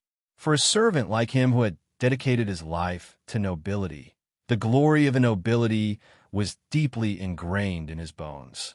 He even maintained the dignity of the nobility more than the noble lords themselves. Well, regardless, the kitchen must be rewarded. Let's do it this way. Mrs. Brown gets 2 copper coins as a reward. Mrs. Moore gets 4 copper coins, and all the other servants, including you, Butler Morris, each get 1 copper coin. Russell said generously. A reward of 1 or 2 copper coins might seem insignificant, but Russell often found opportunities to reward his servants. Over time, it amounted to a substantial income. After all, such a small amount of money was but a drop in the bucket for Russell, and if it could motivate the servants to provide him with even better service, he saw it as a huge win. Why not do it? Do I get one as well, sir? Butler Morris exclaimed with surprise. How could you not? Russell smiled. After all, both Mrs. Moore and Mrs. Brown are working under your leadership. Butler Morris bowed. To satisfy you, sir, is the greatest reward for me. Verbal satisfaction and a reward of copper coins do not conflict, Russell said with a smile and continued to attend to the food in front of him. He ate until his belly was round. Fortunately, by circulating battle chi and meditating in a seated posture for a moment, he managed to digest the food. The nutrients flowed into his limbs and regenerated strands of battle chi, which converged into his meridians, strengthening his own battle chi. Such was the practice of a knight. After finishing his meditation, he took a bath and Russell went to sleep. A moment later, the gloomy dreamland descended, and the little dream dragon squawked as it flew out. Russell leaped onto its back with a quick step and waved his hand forward. Let's go. He rode the little dream dragon toward a large tree at the boundary of the gloomy dreamland. This tree marked the boundary. Centered around his bed, the boundary of the gloomy dreamland originally included more than half of this large tree. But now, Russell clearly noticed that not only was the entire tree encompassed, it had even expanded by about a meter outward. TSK. This trip to the snowfield has been quite fruitful, Russell said with delight. The range of the gloomy dreamland has expanded by a good 2 to 3 meters. Of course, compared to the gloomy dreamland's area covering around 50 acres, this expansion was rather insignificant. But as the saying goes, a journey of 1,000 miles begins with a single step. Given enough time and enough ice pellet pearls, the little dream dragon could eventually expand the gloomy dreamland to boundless limits. Gah! The little dream dragon cocked its head, then flew toward Russell's bedroom on its own initiative. It stopped next to the nightstand and tilted its head to look at Russell. Russell's smile froze, knowing that the drawer of the nightstand contained the ice pellet pearls acquired on his journey. After dividing a portion of them among his subordinates like Eric, he had only kept 2 high-quality ice pellet pearls and 10 ordinary ones for himself. Ice cream? Let's not eat any, shall we? Haven't we had enough on the snowfield? Gah, how about just one, then? Russell was somewhat reluctant, as the development of his estate required funds, and he couldn't be without money. Upon hearing this, the little dream dragon immediately pouted, Gaga. 2 pearls, too, no more. Russell bargained, and after a standoff between man and dragon, he finally spent 3 ordinary ice pellet pearls to satisfy the little dream dragon's cravings. Phew, I can't stay in this manner any longer. Otherwise, my entire capital will be stripped clean. Russell sighed sadly and commanded the sword butterfly. Lead the way. We're going to have a look outside the gloomy dreamland to see if there are any new discoveries. The sword butterfly was silent, merely fluttering gracefully. 1 man, 1 dragon, 1 butterfly. They quietly left the boundary of the gloomy dreamland and moved forward, skimming the ground in the pitch-black world, searching for something. His primary goal was to remember the conditions of every path in the manor to get familiarized with them within the gloomy dreamland. Then, he planned to expand from each path as a center to the surrounding areas. Only in this way could he comprehensively search the entire Weow Snake Manor inside and out, meticulously, to ensure no magic light was missed. Despite the little dream dragon's slow flight speed, swaying along the way, they quickly passed through the small market, where he saw the magic light blooming from people like Eric, Charles, and the Wildcat sisters, and even witnessed some indescribable acts. My eyes! Ice cream! We won't look, let's go! Leaving the small market, they quickly followed the cinder path and entered the territory of Lentil Hamlet, where most serfs had planted beans and chickpeas. Next to the cinder path, there was a dedicated irrigation channel and protective slopes on both sides. The meltwater from Sharp Knife Mountain during the warm season was diverted through these channels to irrigate the crops. When the water flow was heavy, it could also be directed straight into the glowing river without affecting the farmlands. At this moment, Russell was leisurely riding the little dream dragon along the protective slope of the water channel, taking note of the surroundings. Then, when daylight came, Russell would come to closely compare the areas, thus forming a map in his mind. Afterward, no matter how far he strayed from the borders of the gloomy dreamland, he would not get lost. In the dark world, only within a sphere with a radius of 2 meters was there a trace of light, revealing a world outlined with dim lines. The land was dark gray, the channel water was dark gray, and the small flowers and grass growing on the protective slopes were also sketched with dim lines. This was an indescribably desolate world. At least we have each other's company. Russell laughed, breaking the silence. If he had been walking here alone, he definitely would have gone mad. This was almost no different from being in solitary confinement. Fortunately, he was not alone. He had the company of the little dream dragon and the sword butterfly. However, sometimes things happened unexpectedly without one's intention. Russell had not expected any gains tonight, merely to take note of the paths and draw maps. But suddenly, a slightly larger flower blossomed on the protective slope in front of him, emitting a faint magic light to the extreme. This speck of magic light was hardly noticeable. Yet, in this world of pure black and gray, it stood out so starkly that it was hard to overlook. Damn! Ice cream! Ha, look, what is this? The surprise was so sudden that Russell couldn't contain his joy, and he laughed uproariously at the sky. Gaga! The little dream dragon clearly also noticed the flower emitting magic light and circled around it. When it first encountered the birch tree, nurturing spirit insects, the little dream dragon had done the same. This dream dragon, although disinterested in fantasy beasts and bipedal flying dragons, had a special affection for magical creatures like spirit insects. Haha, I know, this little flower is nurturing a spirit insect. Russell stroked the little dream dragon's neck and quickly planted a kiss on its big head. Come on, ice cream sweetheart, give the little flower a little nutrition. Gah. The little dream dragon opened its mouth full of tiny dragon teeth, ready to breathe out dragon flame. But it seemed somewhat reluctant, turning back its head and gazing at Russell with begging eyes, calling out twice, Gaga. What? Gaga. You mean, at that moment, a flash of insight struck Russell, and he seemed to understand the little dream dragon's intention. You want to eat an ice pellet pearl? Gah. The little dream dragon grinned and howled. No problem. You first give the flower a breath of dragon flame, and then we'll go back to eat ice pellet pearls. We probably can't go back, as you'll be tired after breathing out dragon flame. But that's okay. Next time we dream, I'll let you eat as many as you want. Merely an ice pellet pearl, when compared to a spirit insect, was insignificant. The wealthy of a Shadow Flame Duchy are numerous, especially those merchants in the caravans who could make a fortune in just one trip.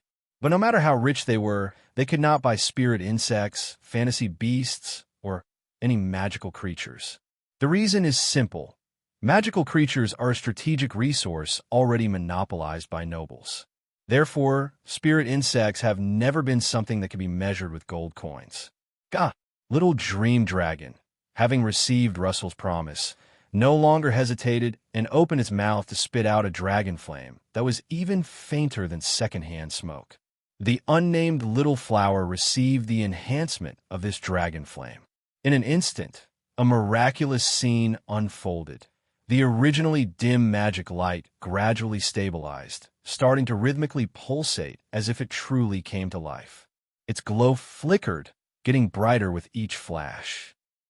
Without a doubt, this unnamed little flower, nurturing a spirit insect, would be born successfully, no longer at risk of miscarriage. Gaga! Little dream dragon stuck out its tongue and licked its lips, then looked at Russell. Russell nodded. Don't worry, your ice pellet pearl is assured. Gah!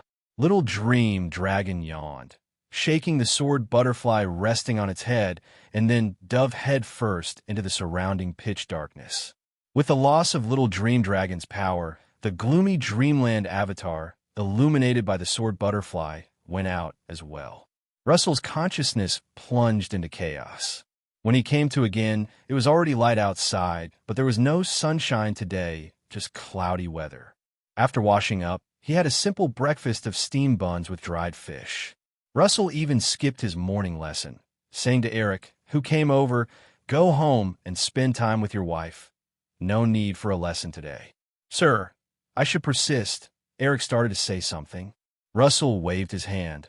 "A balance of work and rest, that's the king's way. Everyone's tired from the trip to the snowfield. I'll give you another day off." "Not tired, sir." "All right, then." Seeing Eric insist, Russell said, "Then continue training Tom, Jack, and the others. I'll take Kevin on a walk around the manor." Without room for refusal, Russell called Kevin and, along with his personal servant Ram, left the manor's annex. He was off to find the spirit insect he had nurtured with Dragonflame the night before. If he arrived too late, it might have been nibbled by someone's sheep or trampled by playing children, and that would be cause for tears. He searched along the cinder path. By repeatedly comparing the real paths to those in gloomy dreamland, Russell quickly located that protective slope with the water diversion channel. "This is the place." Russell dismounted, taking Kevin the gold and silver wolfhound on a stroll up the slope, all the while looking at every little flower, searching for the one that matched the shape he remembered. The protective slope was covered in spring grass, especially filled with many dandelions, each blooming a small yellow flower. "This place has a beautiful view, sir," Ram the servant exclaimed. Muttered Russell absent-mindedly. "Watch your step. Don't trample any little flowers, especially the dandelions, and don't disturb the scenery here." At this moment, all his attention was on the flowers and grasses of the slope, and he kept a close watch on Ram and Kevin to prevent them from stepping on any flowers. He wasn't sure which little flower was nurturing a spirit insect, as he had not sensed it himself. However, the little flower from last night's gloomy dreamland was surely slightly larger than the ones around it. Moreover, judging by its outline and today's personal observation of the slope's flora, he could almost be certain that it was a dandelion. So, it didn't take long for him to find that particular dandelion on the slope. It was blooming several small yellow flowers, clustered together, almost exactly like the one he had seen in gloomy dreamland, especially since it was significantly larger than the nearby dandelions, both in plant size and flower size. Kneeling down, Russell carefully attuned his senses. Soon, he felt a familiar magical presence from above, and laughter burst forth uncontrollably. "Ha ha!" "Woof!" Kevin came over, curiously looking at Russell. "Ha!" Russell stopped laughing, still cheerful. He patted the head of the dog and said, "Kevin, I give you a little yellow flower." Then, the news that the Lord had found another elf bug spread rapidly among the serfs tilling the nearby fields. "Unbelievable!" Charles exclaimed, clutching his head in amazement after crouching down and sensing carefully. "Another elf bug, brimming with magical aura. It's about to be born. Unbelievable. Who would have thought that a simple stroll, finding this dandelion so large and beautiful, would lead to discovering an elf bug just by coming down to have a look?" Russell lied insincerely, fooling the common folk. But he couldn't fool Eric and Charles. Whether it was the previous birch bug or this dandelion bug, both had appeared too suddenly and were found by sheer chance by Russell. Thinking about it carefully, there had to be some secret behind it. Russell, however, didn't mind what others thought. First, he was the son of Mr. Luo Man, and no one in Glowing Valley dared to scheme against him. Second, in this world of transcendent powers, everything could be attributed to the influence of the Shadow Flame Dragon. For instance, Charles was now shouting, "Thank the Shadow Flame Dragon of the Grand Ducal family. Please look over Wu Yao Snake Manor more often. Blessed by the dragon's gaze," Eric remarked in a low voice. The Wildcat sisters were looking at Russell, their eyes gleaming, convinced they'd followed the right person. They had come to understand Russell's character and deemed him a lord worth following. They'd also gotten to know of Russell's talent. No matter what, becoming a Phantom Beast Knight was a certain future. And now, they had personally experienced Russell's luck. As everyone often said, blessed by the dragon's gaze, Indeed, Russell was watched over by the great dragon. Following such a lord promised a bright future. To ensure the successful nurturing of this dandelion elf bug, nutrition is essential. Russell instructed as he called for the technician. Rudy, you surf engineers should know how to fertilize the cordyceps, right? I have some understanding, sir, Rudy replied humbly. Judging by the current situation, this dandelion cordyceps is growing very well, and the likelihood of the elf bug nurturing itself naturally is quite high. If we put a little more effort into fertilizing, we should be able to nurture it successfully. Then I will leave it for you to handle, Russell commanded indifferently. In reality, a single breath of dragon flame from the little dream dragon would be enough to nurture the elf bug. Rudy and the surf technicians could at best decorate on the cake. Later, Russell also tasked his night attendant, John, with forming a temporary dandelion cordyceps guard squad. You lead the team to protect this cordyceps for now. After the elf bug is nurtured, we can consider transplanting it. John was currently serving as an escort officer, which was for transporting the criminals sentenced by the manor's court. But while minor disputes among the serfs were constant, there had yet to be any actual crime. Thus, he had little work to do and gladly accepted the order. Yes, sir. Everything was settled.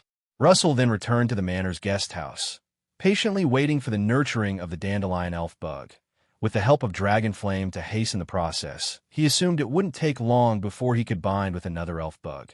The speed at which I'm adding elf bugs to my collection is quite fast. If I were to visit the entire manor, who knows how many elf bugs I might find. Keep up the good work, and if my father asks, I'll just say the Shadow Flame Dragon must have taken a liking to me. In short, the little dream dragon needed to remain inconspicuous and focus on its growth. And at the moment, the Shadow Flame Dragon served as the perfect cover. It was said the Shadow Flame Dragon spent most of its time healing in a volcano, and even the Duke had difficulty meeting it. Naturally, no one could seek validation from it. Actually seeking confirmation would likely yield no answer. The Shadow Flame Dragon's influence over the power of the entire Shadow Flame Duchy was not deliberate, but a spontaneous expansion. In short, the Shadow Flame Dragon simply provided power. Where and how it radiated depended upon fate. He did not invite the officials to stay for lunch. Despite being thick-skinned and unwilling to leave, Charles did so only when Russell looked at him and said calmly, "The salary of a tutor, the salary of the Chancellor of Records. Charles, go back to your stone house and enjoy the food you like." Charles laughed awkwardly. The culinary skills of my cook can't compare to Mrs. Moore, let alone the delicious pastries made by Mrs. Brown. Ha! I'll be going now, sir.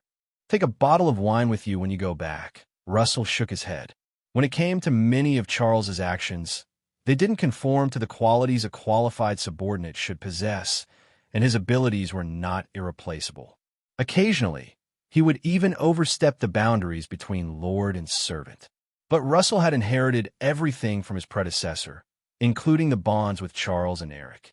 In times of his predecessor's need, it had been Charles and Eric who stood by him, encouraging him. Therefore, Russell didn't want to sever that bond. Moreover, there was another significant factor. At present in Wu Yao Snake Manor, everyone treated him with utmost respect, including Eric. Only Charles would banter with him, playing the role of a friend. Whether for better or worse, at least Charles could offer Russell a sense of friendship. This was irreplaceable. That's why Russell always indulged Charles to some extent, but of course, only to an extent. If Charles shirked the work he should have done, Russell would scold and punish him without mercy, for the interests of the Lord must not be shaken. After sending Charles away, Russell had a quiet lunch by himself, tasting the new dishes Mrs. Moore had been experimenting with. Russell spat out the food in his mouth. Tell Mrs. Moore this edamame bean paste tastes worse than dog shit. Butler Morris laughed and said, "I will relay the message exactly as you said it, my lord." Soon enough, Mrs. Moore, who had finished busying herself with all the dishes and was preparing to rest, received Russell's harsh critique. Rather than being terrified with every dish as before, Mrs. Moore quickly adapted and was no longer timid. "All right, Mr. Morris, please tell the Lord that I will definitely put my heart into improving this edamame bean paste." Do put some heart into it, Mrs. Moore, Butler Morris said. The Lord is really looking forward to that dish. Of course, Mrs. Moore agreed. Once Butler Morris had left, she immediately began to mutter. How could the Lord say my edamame bean paste tastes worse than dog shit? I worked so hard on it, and it tasted okay when I tried it.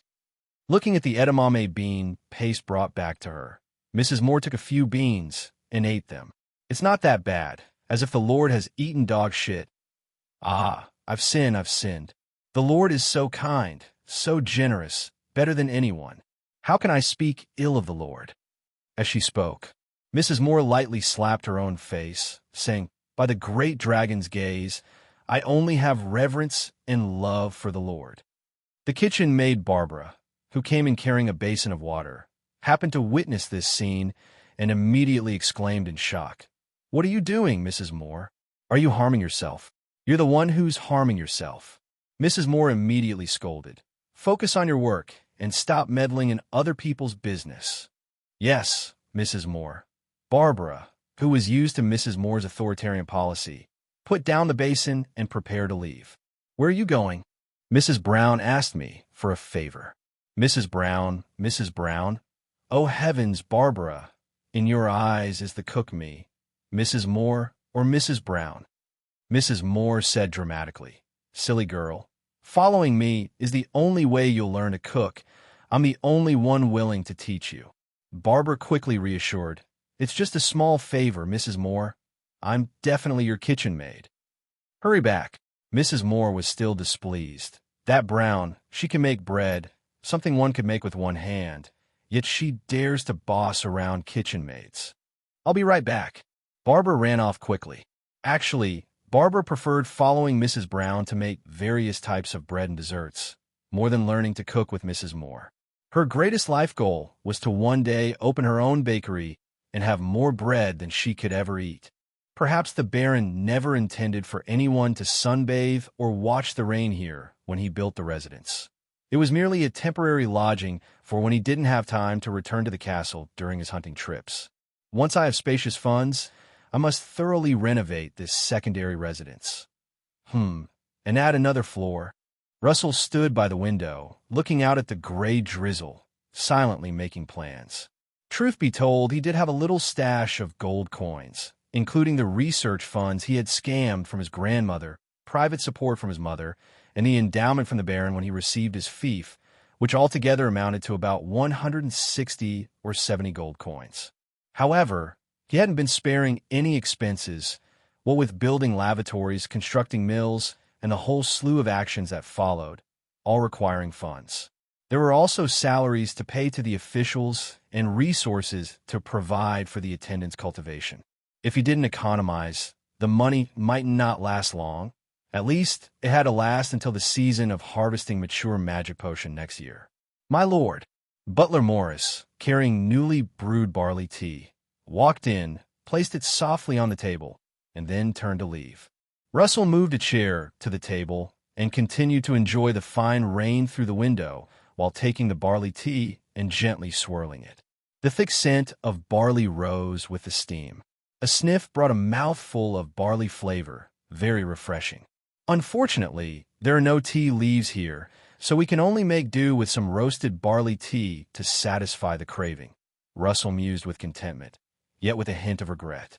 Glowing Valley, and indeed the entire Shadow Flame Duchy, lacked tea leaves, so there were no beverages like green tea, black tea, or oolong tea. The tea served to guests here was more aptly called a soup. A lighter soup with fewer ingredients, such as one made from just petals, fruit, vegetable leaves boiled together, was called a soup tea. A richer soup with more complex ingredients, like those containing minced meat, milk, honey, sugar, cinnamon powder, chocolate sauce, or even brandy, after a haphazard brewing, turned into what was known as the classic milk tea. The nobility preferred soup tea, but milk tea was popular across all ages. Beyond that, beverages widely enjoyed were various kinds of alcohol, as well as coffee. As for the barley tea Russell was drinking now, it was a favorite among serfs and common folk. Roasted until golden brown, all it needed was hot water to steep out a rich brew, making it an excellent remedy for the summer heat and fatigue. Russell didn't like soup tea, milk tea, or coffee. Instead, he found the taste of barley tea more to his liking. I still have to search Glowing Valley thoroughly later, especially Curved Blade Mountain and Sharp Knife Mountain, to see if there might be any wild tea leaves, Russell thought, sipping the barley tea. This barley tea gets tiresome after a while. Sipping his tea, Russell absent-mindedly opened a book that was lying on the table, titled Song of the Volcano by an anonymous author. I was reading this before heading to the snowfield for battle, didn't finish it. Russell recalled the book, a folk tale turned into an epic about the hero knight Sigruft. I remember reading up to where Sigruft falls in love with the princess. Having nothing better to do, Russell continued where he had left off in the epic. He had expected yet another cliché tale of a hero who rides a great dragon, beds a princess, saves a kingdom, and ascends to the pinnacle of life. But as he read on, it became increasingly entertaining. After falling in love with the princess, Sigruft did not ascend to the pinnacle of life, but instead turned into the princess's lapdog. He led battles on the frontier for her, took down her rivals, and helped her secure the throne of the kingdom. After agreeing to ascend to the throne, the princess married Sigruft. However, after she inherited the crown and became the first queen of the kingdom, she cruelly abandoned Sigruft. She tricked him into going to the mouth of the volcano and then pushed him into the scorching magma. Sigruft died, but not completely. His soul arrived at the depths of the volcano, in a great palace made of magma, where the kingdom's great dragon lived. He told the great dragon about the queen's evil deeds and swore revenge on both her and the entire kingdom. The great dragon, infected by Sigruft's hatred, broke the contract it had with the queen. Then, carrying Sigruft's soul, Sigruft turned into a ball of flame, enveloping the great dragon in fire.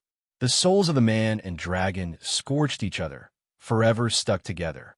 Then, the volcano began to erupt, and together, Sigruft and the great dragon destroyed the kingdom's capital and then burned the queen to death.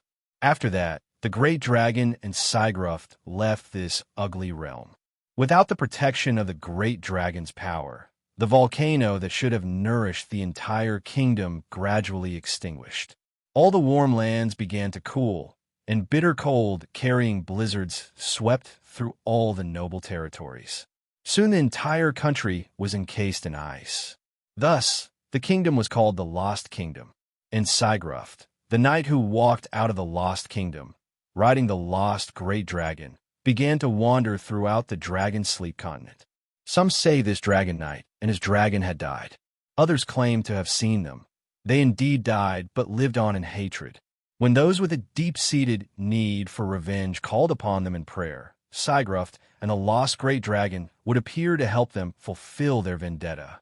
Endless in life, ceaseless in death. Tisk, TSK. This book isn't about the pinnacle of a dragon knight's life. It's about a scorned lover's tale of revenge. Russell shook his head, finding that the ancients too knew how to spin stories and that bootlickers meet no good end. However, after looking down on this anonymous author for a while, Russell suddenly thought of something else. Is there a possibility that Sigruft and the lost great dragon actually existed? If it wasn't for the presence of the little dream dragon, Russell might never have realized that dragons don't just exist in one form. The shadow flame dragon of the Grand Ducal family, protecting everyone in a whole country, is the most traditional kind of dragon. But the little dream dragon is also a dragon. If a dream dragon like the little dream dragon can exist, then it's not impossible for Sigruft and the lost great dragon to have evolved a revenge form. Even if Sigruft and the lost great dragon are just a story, the revenge dragon might not be non-existent. Unfortunately, such a question is definitely without an answer. The entire Shadow Flame Duchy revolves around only one Shadow Flame dragon. Apart from a few people like Princess Anxia, most probably have never seen a second dragon. Even the vast majority of people don't know that outside the Shadow Flame Duchy, there are other countries. The Shadow Flame Duchy is their entire life. The Shadow Flame Duchy is too small. Russell shook his head, took a sip of his now-cold barley tea, and gazed out the window in a daze, not to mention Glowing Valley, let alone my Wuyao snake manner. It can't contain my heart. Sooner or later, Russell would ride the now-grown and visible little dream dragon to travel the entire Dragon Sleep continent and experience all the dragons and their legends. If he had the chance, he'd also like to visit the homeland of the snow demons. We're all visitors from other realms, so it makes sense to drop by each other's places, right? Russell grinned and chuckled. Moments later, he knocked on the manor's outbuilding door with a dejected face. Russell welcomed him in the living room. "What's the matter?" "Sir, I have an unfortunate piece of news to report. The clams we're raising in the pond are dying one after another," Rib Jimmy said despondently. "I noticed some clams had died during the days you were fighting in the snowfield. Then today, when he went to check the pond again, he found more dead clams. Their wounds have festered, leading to their deaths. Just a small incision on the membrane. How could it lead to a festering wound, sir?" "Festering wounds?" Russell frowned. Rib Jimmy then showed him some dead clams. When opening their shells, it was indeed clear to see the mantle, where the grains of sand were lodged, had rotted away significantly. The festering wounds gave off a putrid smell. Holding his nose, Russell carefully examined the rotting clams, somewhat at a loss. "I remember clearly, if sand or something similar gets inside a clam, and it can't expel it, the clam secretes nacre to wrap around the grain of sand. In time, a small pearl would form around the grain of sand as a nucleus." He had never expected that these clams would die from infections in their wounds. The Grand Pearl plan had seemingly failed before it even begun. But Russell was not one to easily give up, his brow furrowed. "Rib Jimmy, throw these clams away and clean out all the dead ones from the pond. Also, go and catch 2 alive ones right now. I want to take a look at the situation."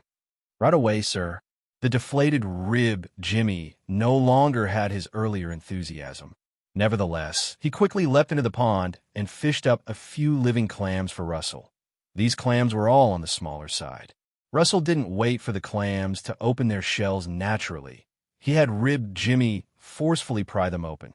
Then, he saw that the wounds where the sand grains had been inserted had healed, but there seemed to be no secretion of nacre. The grains were just embedded in the flesh, showing no sign of developing into pearls. Of course, this could be due to the lack of time. But regardless, the fact that these clams hadn't died and their wounds had healed meant that pearl cultivation could be possible. Perhaps the larger clams grow too slowly to heal their wounds, Russell concluded. Rib Jimmy, later bring some people to catch a batch of smaller clams and repeat the previous steps, implanting grains of sand in them. "As you wish, sir." Rib Jimmy, upon hearing there was still hope for the project, immediately became as excited as if he had been injected with adrenaline. He cherished his job as a fisherman. By the evening, Charles, holding an oil paper umbrella, came over to report the estate's affairs to Russell and, incidentally, scrounge a meal. "The mill is being tested, sir, and in a few days it will be ready to start operating. Then our serfs will be able to grind flour nearby, and the outbuilding will gain another source of income." Charles reported the good news first. He then prattled on to introduce other matters. "The earthenware jugs and wooden barrels ordered from Fluorescent Castle have been placed on order. The land for the compost heaps and the cesspit has been preliminarily leveled. Officials' lodgings for the small market are also being planned. All in all, there is always a pile of miscellaneous affairs on the estate." "Very good. You're managing it well," Russell told Charles as he invited him to stay for dinner. As they dined and chatted leisurely, the conversation soon turned to the clams that had perished in the pond. And still, Russell's anticipation for the Grand Pearl cultivation plan was high. "Sir, do you really think that clams can be artificially cultivated to produce pearls? It feels somewhat incredible." Unconsciously, Charles, when addressing Russell, had ceased to use you and had started to employ the... He muttered under his breath, glancing out the window as if to hide something, and said softly, "If you succeed, this would be akin to the tactics of a bipedal flying dragon. Even if the dragons of the Grand Duchy are generous, they surely wouldn't look this way, right? In the strictest sense, this was indeed tantamount to encroaching on the prerogatives of the great dragons. After all, Every wondrous creation within the Shadow Flame Grand Duchy existed because of the Shadow Flame Dragon. Whether found or gifted, all originated from the power of the Shadow Flame Dragon. Russell cultivating pearls on his own seemed unrelated to the Shadow Flame Dragon. Yet in reality, he was still taking advantage of the Shadow Flame Dragon's power. But cultivating pearls, no matter how you look at it, can't compare with the yield of a mine. I believe the Shadow Flame Dragon wouldn't be so petty, Russell said. And then he shook his head. Moreover, it may not be successful. It seems that simply planting sand grains does not provoke a reaction from the clams. Pearls are creatures of magic power, certainly not so easily yielded. Sir, expecting ordinary sand to transform into pearls seems too difficult, Charles said, taking a bite of bacon and speaking casually. Perhaps you could try something a bit more valuable, like gemstone fragments? Russell suddenly exclaimed in surprise. Charles, what you've said seems to make a lot of sense. Ordinary sand is too common. On Earth, in the cultivation of pearls, the pearl itself is just an ordinary thing. But the pearls he now sought to cultivate were creations of magic power. And if ordinary sand could be used to grow pearls, it really would be against the natural order. However, if one were to use an inducer of the same magic power, then it seemed barely plausible. I merely mentioned it offhandedly, sir, and I can't guarantee its success. Charles shrugged his shoulders, not optimistic about the success of pearl cultivation. But Russell replied with a smile, it's for the dragons of the Grand Duchy to judge whether it's a success or not. However, if this method really works, I'll give you credit for the idea. Charles expressed his delight. Sir, you are certain to succeed. After Charles had left, when night came, Russell was still pondering the issue of pearl cultivation. One problem was the mortality rate of the clams, and another was the choice of nucleus for the pearls. If mortality was high, they could only slowly improve the process and select clams with higher tolerance and stronger recovery abilities. As for the pearl nucleus, Russell, too, would have to experiment gradually. Gemstone fragments are an option, and perhaps clay particles might work as well. When it came to creations of magic power, Glowing Valley didn't have much, save for an abundance of clay mineral resources. Moreover, compared to the hard gemstone fragments, clay particles were softer and more conducive to absorption, perhaps more suitable as a nucleus for pearls. Let's try them all. No need to rush the production of pearls. First, get the most suitable pearl cultivation technique sorted out. Russell wrote and sketched on paper, organizing his thoughts. Not only gemstone fragments and clay particles, but others like metals, magic materials, fantasy beast bone residues. As he continued writing, he suddenly thought of something else. The clam that produced the magic power pearl the other day. Though I ate its flesh, I still kept the shell. Maybe I could crush it and use the clamshell as the pearl nucleus? Being part of the same clam, it should be more readily accepted, right? With this thought, he recorded the clamshell as another potential material for the pearl nucleus and decided to arrange for someone to collect all the materials the next day. Then he would let Rib Jimmy arrange for experiments with the clams. Stretching and yawning, Russell felt satisfied. That settles it. The approach is sound. If it doesn't succeed, then it can only be chalked up to the unfathomable nature of supernatural powers. Without the suppression from gloomy dreamland, that night, dreams became a colorful mess.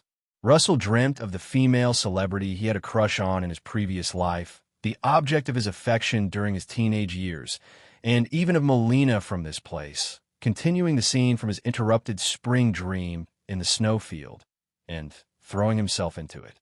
But soon the scene shifted. Melina disappeared without a trace, leaving only a pair of round, upturned buttocks that delivered a strong impact to him. He recognized whom these pert buttocks belonged to. They were head-made Leonis. Phew!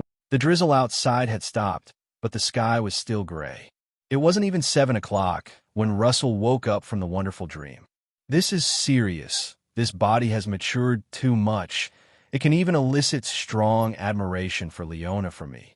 Russell shook his head to clear the jumble of thoughts, but some lingering, delightful sensations refused to fade. After a while, when he had calmed down, He pulled the bell rope by the bed. The maids promptly knocked and entered, swiftly tidying up the entire room, while Russell also got up to change into clean clothes. "Sir, you always look so dashing." Head maid Leona complimented with a smile. Among the maids, she had the sweetest tongue, praising Russell's handsomeness every day, though her admiration for his good looks was purely platonic. She had no intentions of fawning over or seducing Russell. In this world, in this era, there was an insurmountable chasm between nobles and servants that without a revolution, no one could bridge the divide. "I owe it to my mother." Russell smiled. Then he casually looked over Leona, tall in stature, pretty in face. While not quite as exceptional as Melina, she was still a solid 70 out of 100. And as she turned and bent over to pick up the dirty clothes on the floor, her round buttocks added at least 10 points to her score. Russell squinted his eyes, watching the maids leave, his respect enduring and unwavering, until personal servant Ram came over to assist him with dressing. No wonder noble households only hire male attendants for men and female attendants for women. This effectively prevents any untoward incidents. Dressed in his fitting noble attire, Russell walked downstairs to have breakfast at leisure. He had barely finished breakfast when night attendant John hurried over. Sir, the spirit insects have hatched." "Is that so?" Russell was not surprised. After all, this was the effect of using dragon flame to quicken the process. Still, he immediately took his jade box and jade powder and rushed to the location of the irrigation channel embankment near Lennell Hamlet. The cordyceps guard squad, formed just yesterday, had encircled the cordyceps and spirit insects, barring peasants from approaching them privately. The ground was damp, but there was grass on the embankment, so it was not muddy to step on. Sir, members of the temporary guard squad, mostly peasants from Lennell Hamlet, especially those who had cultivated the chi seed, bowed and greeted him in turn. Russell tread on the grass, approached the dandelion cordyceps, and immediately noticed the largest bud on the plant had bloomed, with a plump spirit insect, slightly longer than a finger, crawling about on the leaves. Its body was round and shiny, not white, but a light yellow, the same color as the blooming dandelion flowers. No matter how you looked, it lacked the ugliness of an insect and only seemed adorable. "Congratulations, sir. Praise be to you.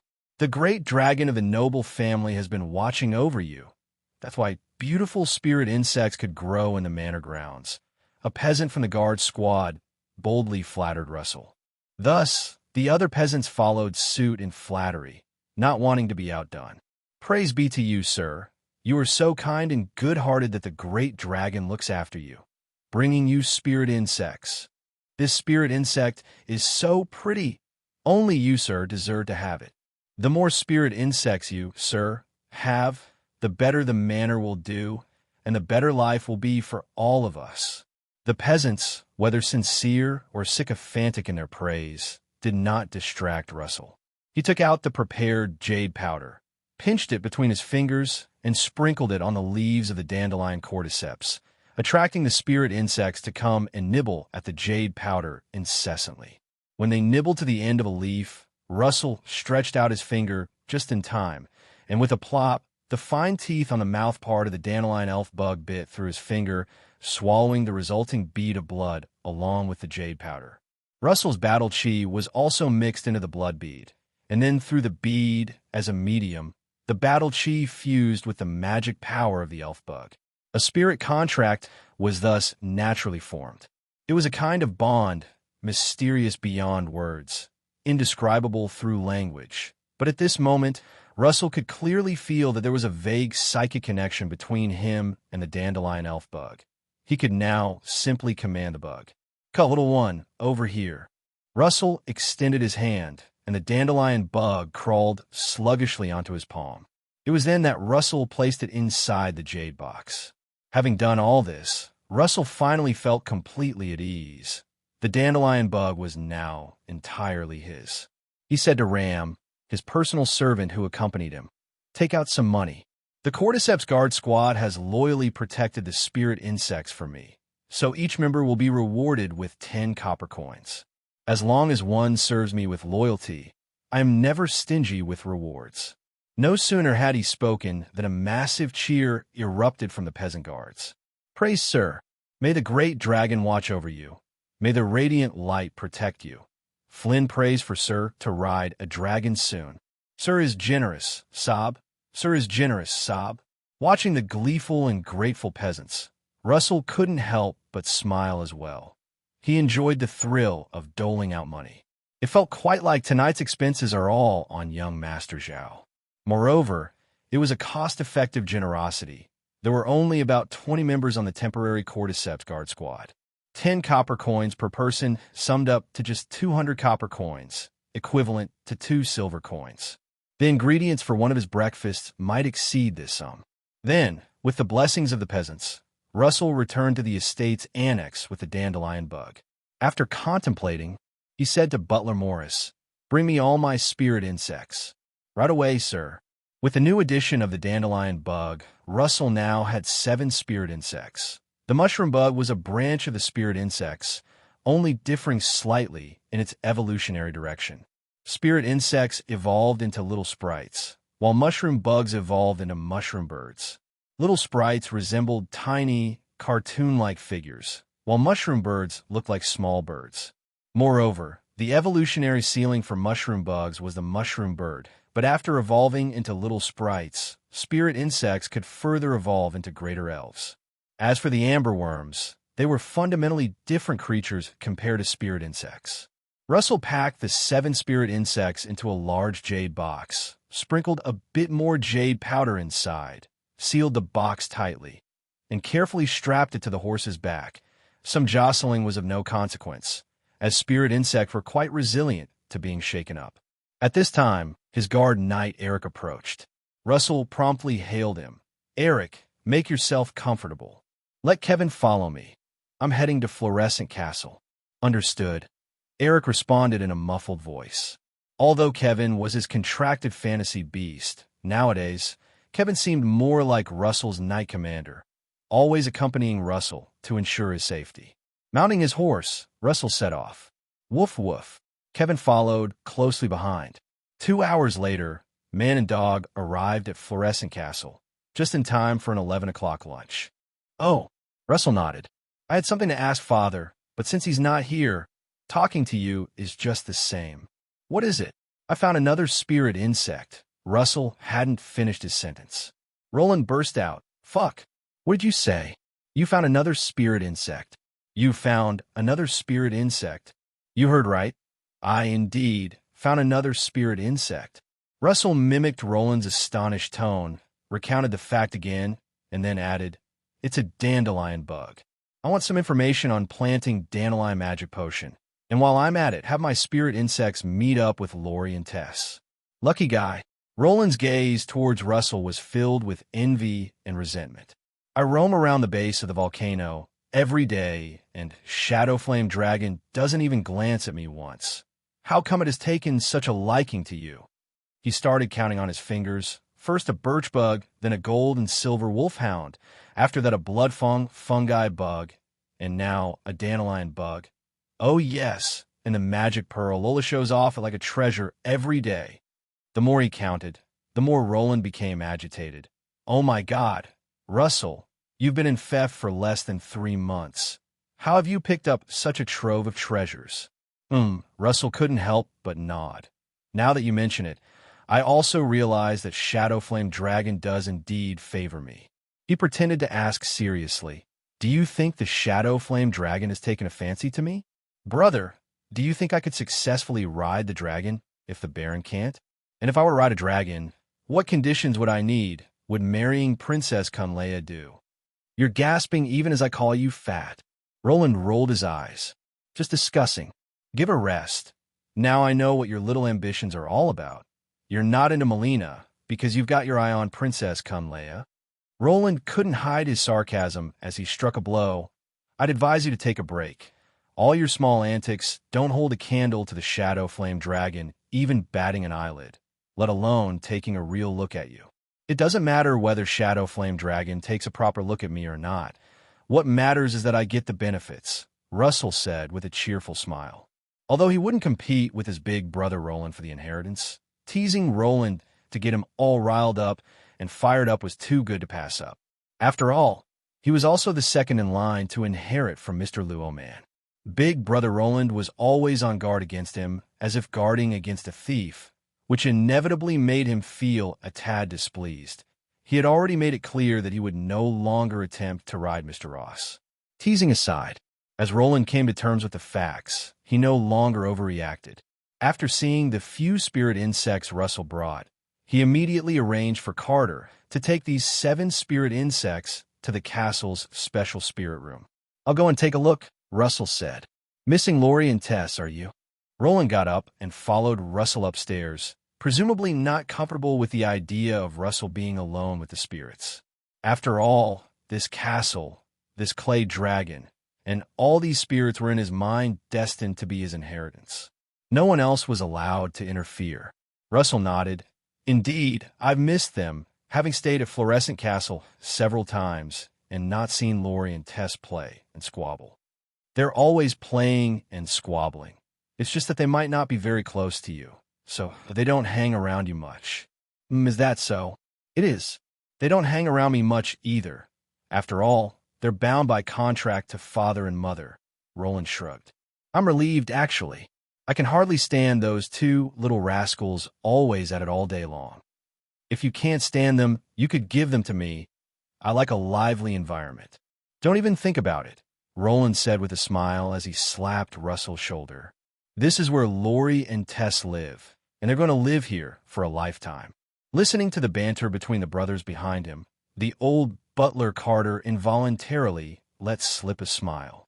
Kind fathers and filial sons, friendly brothers and respectful younger siblings. These aren't the norm in life.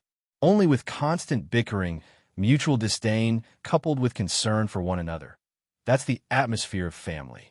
As the 3 of them arrived at the door of the elf room, before Carter could even insert the key, from a palm-sized window that opened above the door flew out a palm-sized cartoon doll with transparent wings flapping on her back and a cluster of blue flowers blooming atop her head.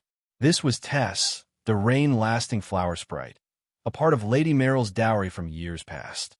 At that moment, Tess, with her chubby little arms on her hips, turned to look at the 3 of them and questioned in a babyish tone, "Wah, wah, wah, wah." Unfortunately, no one understood what she was saying. Roland waved his hand. "Tess, Russell has brought some spirit insect to hang out with you all to make sure they play nice." "Wah?" Tess tilted her head, puzzled. Chirp, chirp, chirp. A palm-sized green fat bird squeezed out from the small window on the door. It was a mushroom bird, Lori. Mushroom bugs are a branch of spirit insects, and mushroom birds are naturally a branch of little sprites, only called by a separate name because of their different forms. "Lori, you're out too. Perfect. Let's go welcome the new friends," Roland called out warmly. He was working on strengthening his relationship with the sprites. Even though he would contract with these sprites when he eventually inherited the title of Baron, it was always good to have a strong relationship with them. Old Butler Carter had already opened the door to the elf room. "Young masters, you can put the spirit insects in now. When Mr. Russell decides to leave, I'll pick them out one by one to take back with you." "All right." Russell opened the jade box, where 7 spirit insects were lazily sleeping. Little sprite Tess quickly flew over, grabbed a rain-lasting flower bug, and started crying out "wah wah," seemingly saying she recognized this spirit insect. Of course, she recognized it. The rain-lasting flower bugs were a gift to Russell from Mr. Luoman. However, Tess quickly plopped the rain-lasting flower bug back into the jade box, then grabbed a dill bug and continued her noisy cries. Russell's lips twitched, but seeing the rain-lasting flower bug flip over and continue to lazily lie there, he relaxed again. After all, spirit insects are magical creations. They're not so fragile. A bit of bumping and banging is no different to them than a tickle. All in all, amidst Tess and Lori's slightly violent form of greeting, all 7 of Russell's spirit insects were placed into the elf room. Around the elf room were rows of shelves on which dozens of the glowing mushrooms family spirit insects crawled about in disarray. "I hope this gathering of sprites will be somewhat useful," Russell thought as he watched old Butler Carter close the door of the elf room. A gathering of sprites is considered a method of cultivating them. The sprites of the greater nobility have a higher probability of evolving. Over time, it has been realized that sprites need social interaction. Each interaction can be regarded as an exchange of information pheromones. The more information pheromones collected, the more it can stimulate a spirit insect to transform into a little sprite, and even a little sprite to transform into a great sprite. Of course, exactly how information pheromones are exchanged and how to increase the probability of evolution has yet to be explicitly determined. But sprite gatherings have already become a common practice among nobles.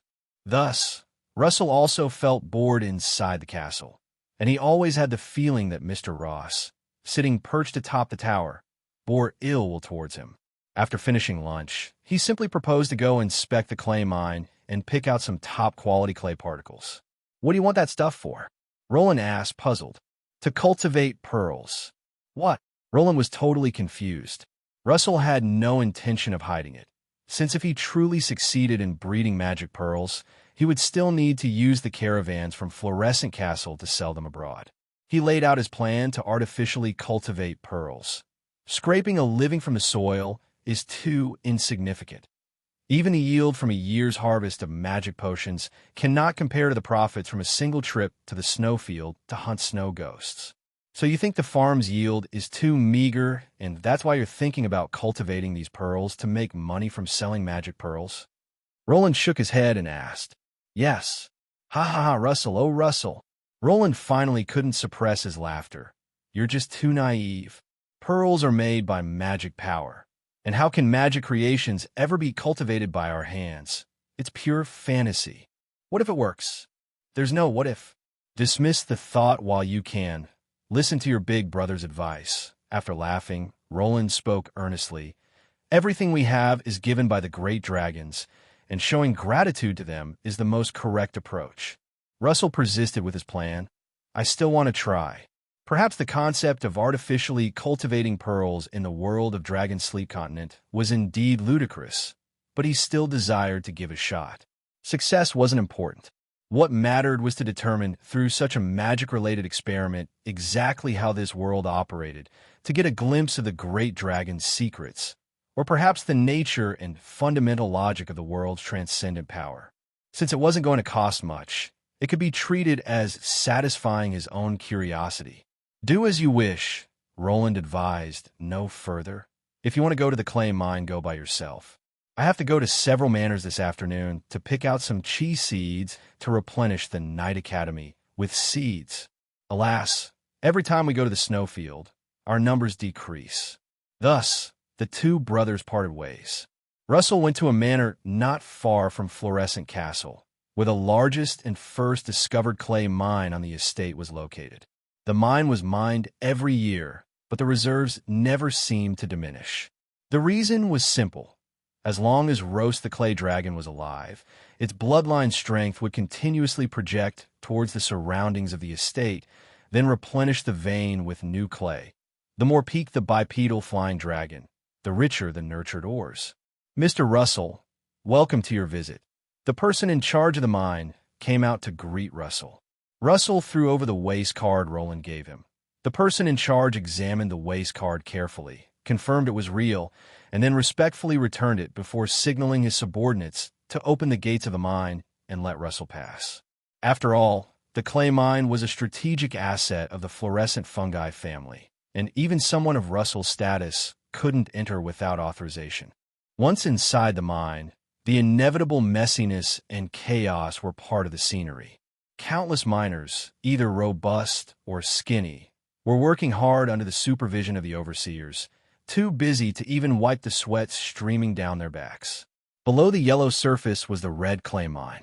Lacking large machinery, the entire clay mine adopted the most primitive method of extraction with human labor.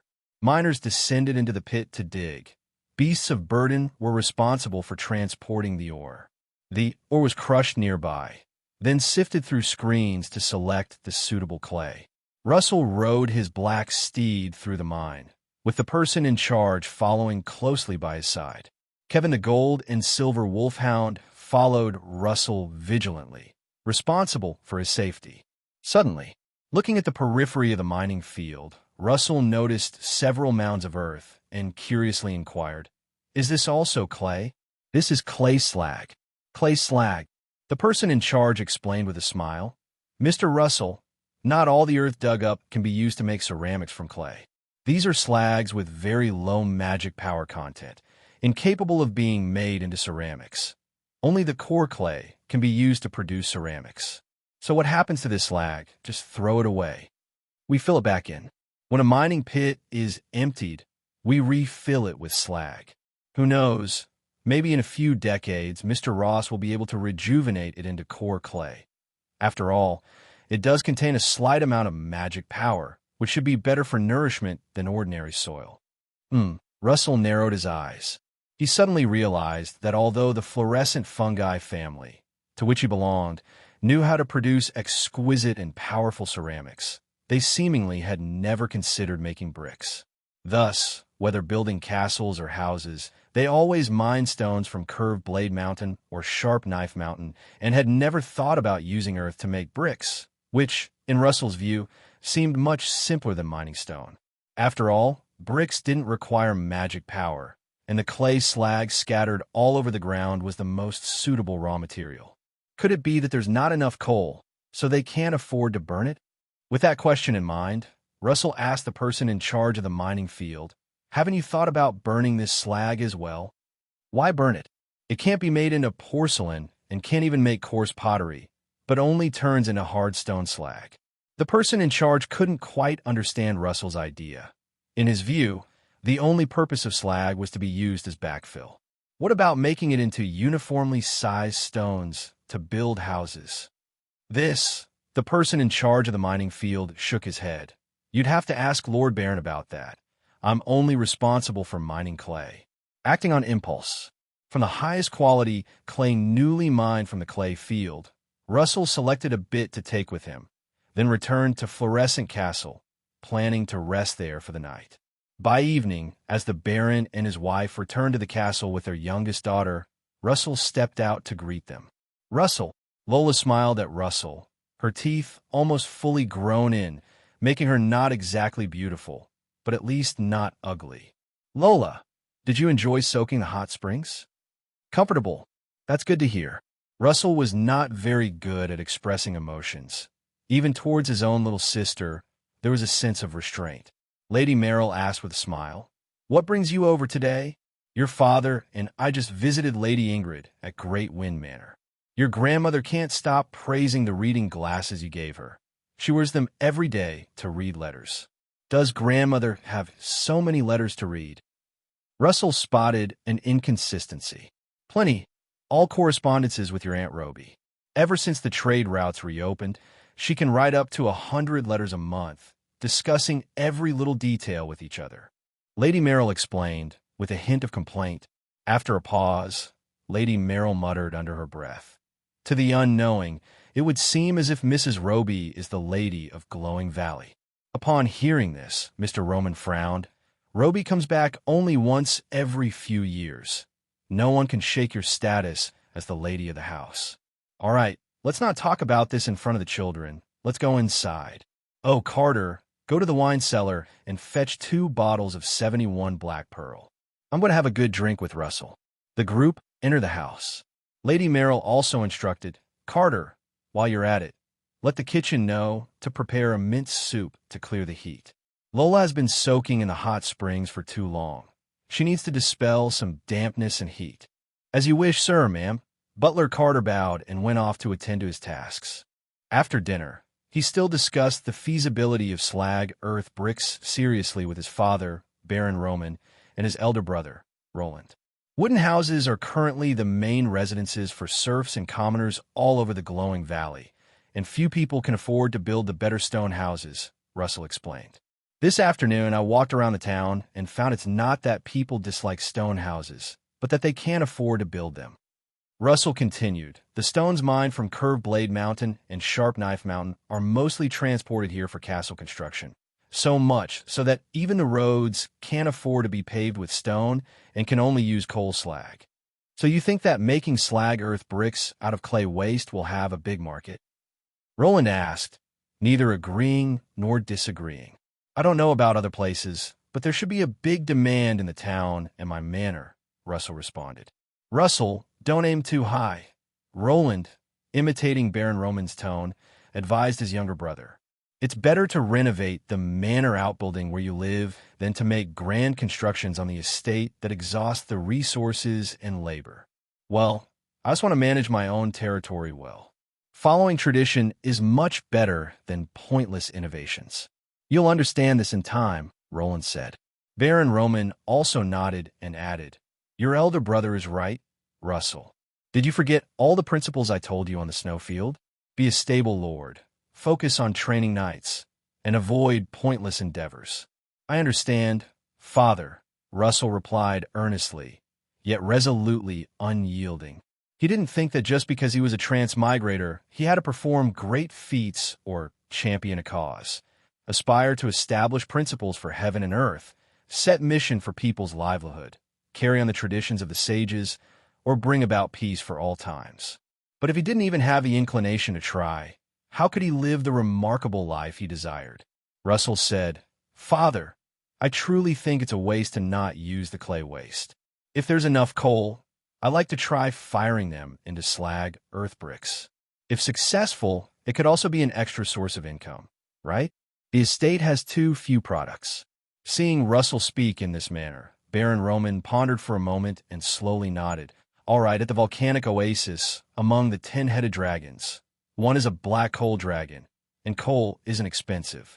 Try firing the slag earth bricks first. And if it's feasible, I will arrange for the caravans to bring an extra load of coal each month.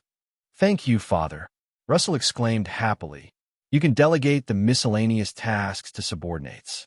The most important thing for you now is to focus on your training and become a great knight as soon as possible, the Baron reminded him.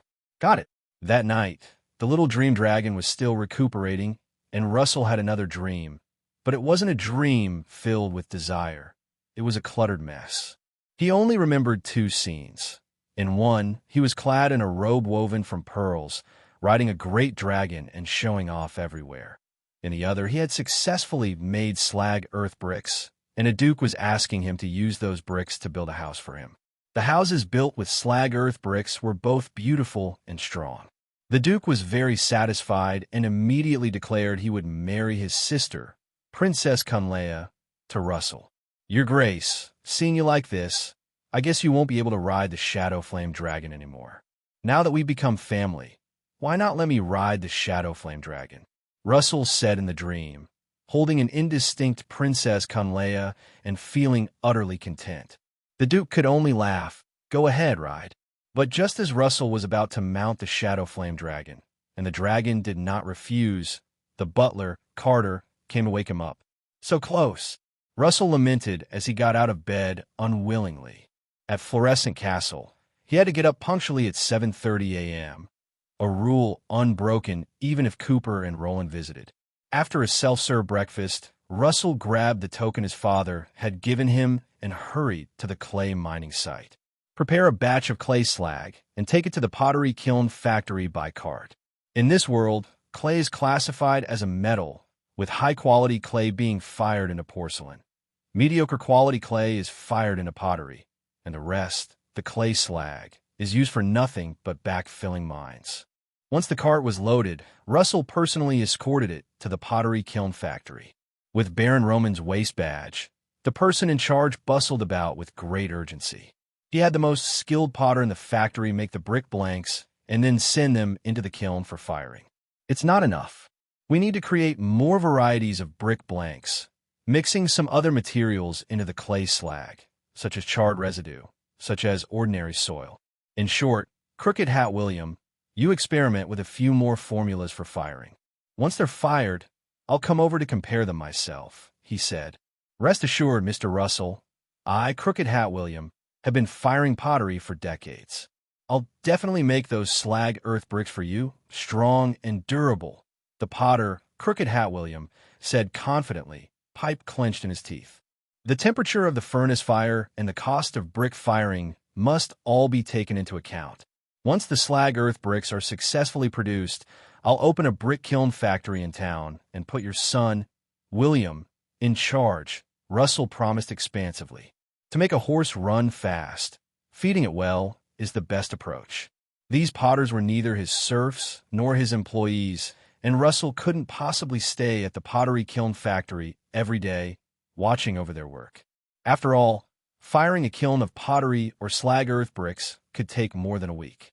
So, he could only motivate Crooked Hat William with promises, letting him take on the development of the slag earth bricks. Thank you for your support, Mr. Russell. My son, William, is definitely a qualified potter. I hope he can continue to make slag earth bricks for you, said Crooked Hat William, removing his pipe and bowing deeply to Russell.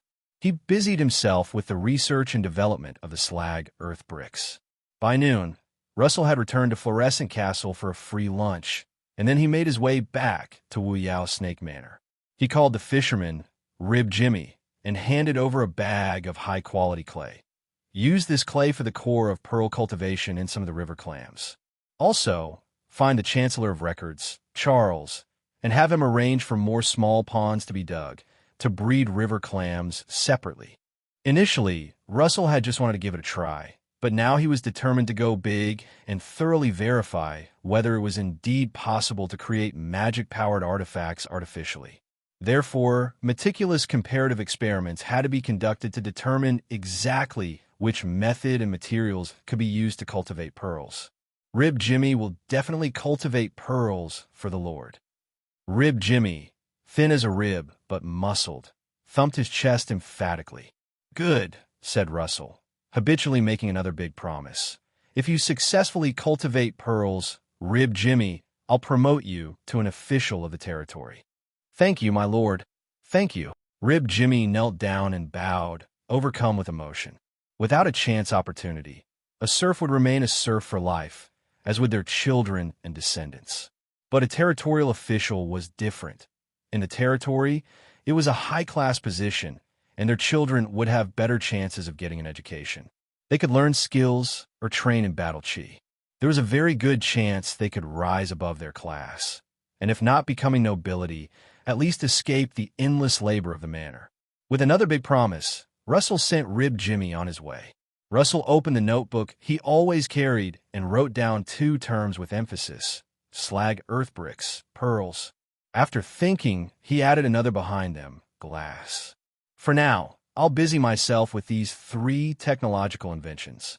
First, to earn some startup capital, and second, if I ever get the chance to obtain a larger title and leave Glowing Valley, these 3 inventions will serve as my repayment to the Fluorescent Fungi family. Early in the morning, once Eric arrived, Russell officially began his daily night's morning session. I have already neglected my practice for several days, which really shouldn't have happened, he said as he picked up the fine steel longsword, swinging and thrusting as usual. Feeling the battle chi being drawn by the movements of his sword, little by little carving out the meridians in his arms, he couldn't help but reflect. Diligence can compensate for lack of talent, and I must not rely solely on the benefits brought by the sword butterfly and neglect my daily training. On the contrary, after obtaining the sword butterfly, he should train even more diligently. Only by doing so could he maximize its benefits and realize his lofty aspirations sooner. Seeing Russell resuming his usual perseverance, Eric felt greatly comforted. Russell had neglected his night-morning sessions for the past few days, which had truly worried him. He feared that Russell might slack off and end up staying in their small manor for life. Sir still has grand ambitions, he nodded silently to himself. He then thought passionately, as long as Sir is willing to strive, with his current momentum, he is bound to forge his own path in the world, and then perhaps I could be ennobled by Sir as a lord, ascending into the ranks of the aristocracy. The nobility, even if it was just the lowest lifelong title, it would still be a tremendous leap in one's life, a transformation like a fish leaping over the dragon's gate. Take Charles, for example, whose family had fallen into ruin. Although his ancestors were once lords with titles, several generations had already declined, Yet he could still rely on his ancestors' shade to become a tutor in a baron's household as a second son. This shows how far-reaching and influential the nobility can be. Eric dreamt of becoming a nobleman, not only for his own glory, but also for the sake of his children's future. Even if his offspring had no significant achievements, they could still rely on his support to live an upper-class life. If by chance his children proved to be capable and strive diligently, several generations later, his family might well carve out a genuine hereditary baron title. The Fluorescent Fungi family was like this, so were many earl and baron families of the Shadowflame Duchy. Apart from the Swan Baron, who was a noble conferred by the Shadowflame family, naturally highborn, with no need for effort to inherit the title indefinitely. Whoosh! The fine steel longsword sliced through the air, making a crisp and sharp sound. Having observed a bit longer, Eric realized that his mastery of radiant swordsmanship technique truly fell short of Russell's. He really had nothing to teach him. So, he turned around to instruct Tom, Jack, and other knight attendants. After giving his instructions, the knight attendants practiced seriously. He then began practicing with Kevin the Gold and Silver Wolfhound, performing the training exclusive to Phantom Beast Knights, fighting spirit sword control. With the help of Battle Chi that had already fused in a prime breath, he didn't use his hands but controlled the weapon with the externally released prime breath. Without his hands, it was indeed hard to control, but by letting go of his hands, he was also shedding the final shackles. The fine steel longsword, under the control of prime breath, could perform any maneuver without dead angles, ever-changing and all-encompassing. At this moment, Eric's body twisted nonstop, and the fine steel longsword fluttered around him like a butterfly, stabbing, cutting, slashing, twisting, striking, and blocking, a scene reminiscent of a sword immortal from a wuxia novel, an ethereal being from beyond this world. During breaks in his training, Russell occasionally glanced over at Eric, and seeing this spectacle, instantly became envious to the point of almost drooling. Sword immortal. I want to be a sword immortal too. Unfortunately, he wasn't even a great knight yet, and even if he were given a fantasy beast, he wouldn't have been able to make a contract and ascend to a Phantom Beast Knight, thereby learning the impressive technique of fighting spirit sword control. So he could only shake his head, then refocus his mind, and continue the monotonous practice of a move from radiant swordsmanship technique, forging his sword skill while also carving out his meridians. Before he knew it, his training outfit was already soaked with sweat. But Russell persisted relentlessly, ignoring the soreness and fatigue of his arms and body, solely to hone every move and technique until they became an instinct of his body. By then, not only would his meridians be well developed, but his swordsmanship would also reach perfection. Combined with the sword butterfly's mastery of an insight into swordsmanship, he felt confident in becoming an invincible presence among his peers. How lonely it is to be invincible. It seemed as though a familiar BGM rang out in his ears, and amidst the melody, Russell completed today's nightly morning practice. "Sir, you have worked hard." Tom, the personal servant, rapidly handed him a towel to wipe off his sweat. After wiping off the sweat, he threw the towel back. Watching Eric and Kevin, who were still practicing, along with the 4 knight attendants, Russell suddenly asked, "Tom, do you know what a conceptual god is?" "Conceptual god?" Tom shook his head. "I do not know, sir. A conceptual god is, when you take something to the extreme, you can transcend the rules," Russell said whimsically, jesting. "My extreme is that my sword can cut through anything, including fate." He placed one hand on his hip and gazed up at the sky at a 45-degree angle. If there were a third-person perspective, Russell felt that his current poise radiated the pride of "my fate lies in my own hands, not heaven's." Of course, it could also be seen as a bout of Chinibu. After a bath, Charles, the Chancellor of Records, came with several officials to report the recent affairs of the Territory Dam. Russell listened attentively, occasionally giving directions, but did not interfere excessively. Although he had the knowledge of his previous life, it was his first time being a lord, and he might not manage the estate as aptly as the officials. The most taboo thing is for an amateur to lead an expert. He understood that principle. Finally, the technical officer Rudy with the red nose reported, "Sir, we have analyzed the dandelion magic potion cultivation technology you brought from Fluorescent Castle. We plan to allocate 150 acres of land in Linnell Hamlet for a magical medicine field." "Feasible," Russell nodded. "For the Cordyceps Guard Squad, we unanimously nominate Escort Officer John for the position," Charles continued.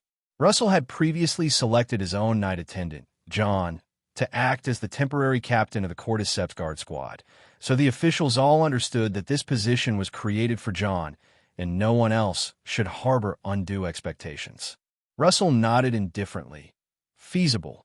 "There's another matter, sir," Charles added.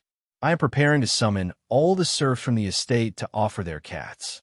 If that's not enough, we might need to borrow some cats from the neighboring estates." "What's the situation?" Russell asked, not understanding. "Dungeon Ranger Druck, you explain," Charles said. Dungeon Ranger Druck, the chief of Grotto Village, said with a pained expression, "Sir, we have a rat plague in Grotto Village." He gestured with his hands. "Don't know where so many big rats came from. They're as big as this, swarming everywhere, gnawing on moss and mushrooms. The rats are almost finishing our grain." Ranger leader Katie added, "In the past, the rats in the dungeon were not even enough for us to eat. Now there are so many rats they are overrunning the place. Impossible to kill them all, and many serfs have been bitten. The Cave Ranger Squad can only guard the Wolfhead Skylight to ensure the blood-fong fungi fields are not breached by the rats." A rat plague. Russell was genuinely surprised. The meager grain in Grotto Village was hardly enough for people to eat. A rat infestation was indeed an eye-opener for him. However, since the rat plague was now a reality, the urgent matter was to eradicate it. He immediately instructed his knight attendant to take his lord's seal to the neighboring estates to collect a bunch of cats to catch the rats. At the same time, he planned to personally visit Grotto Village to see for himself just how rampant the rat plague had become.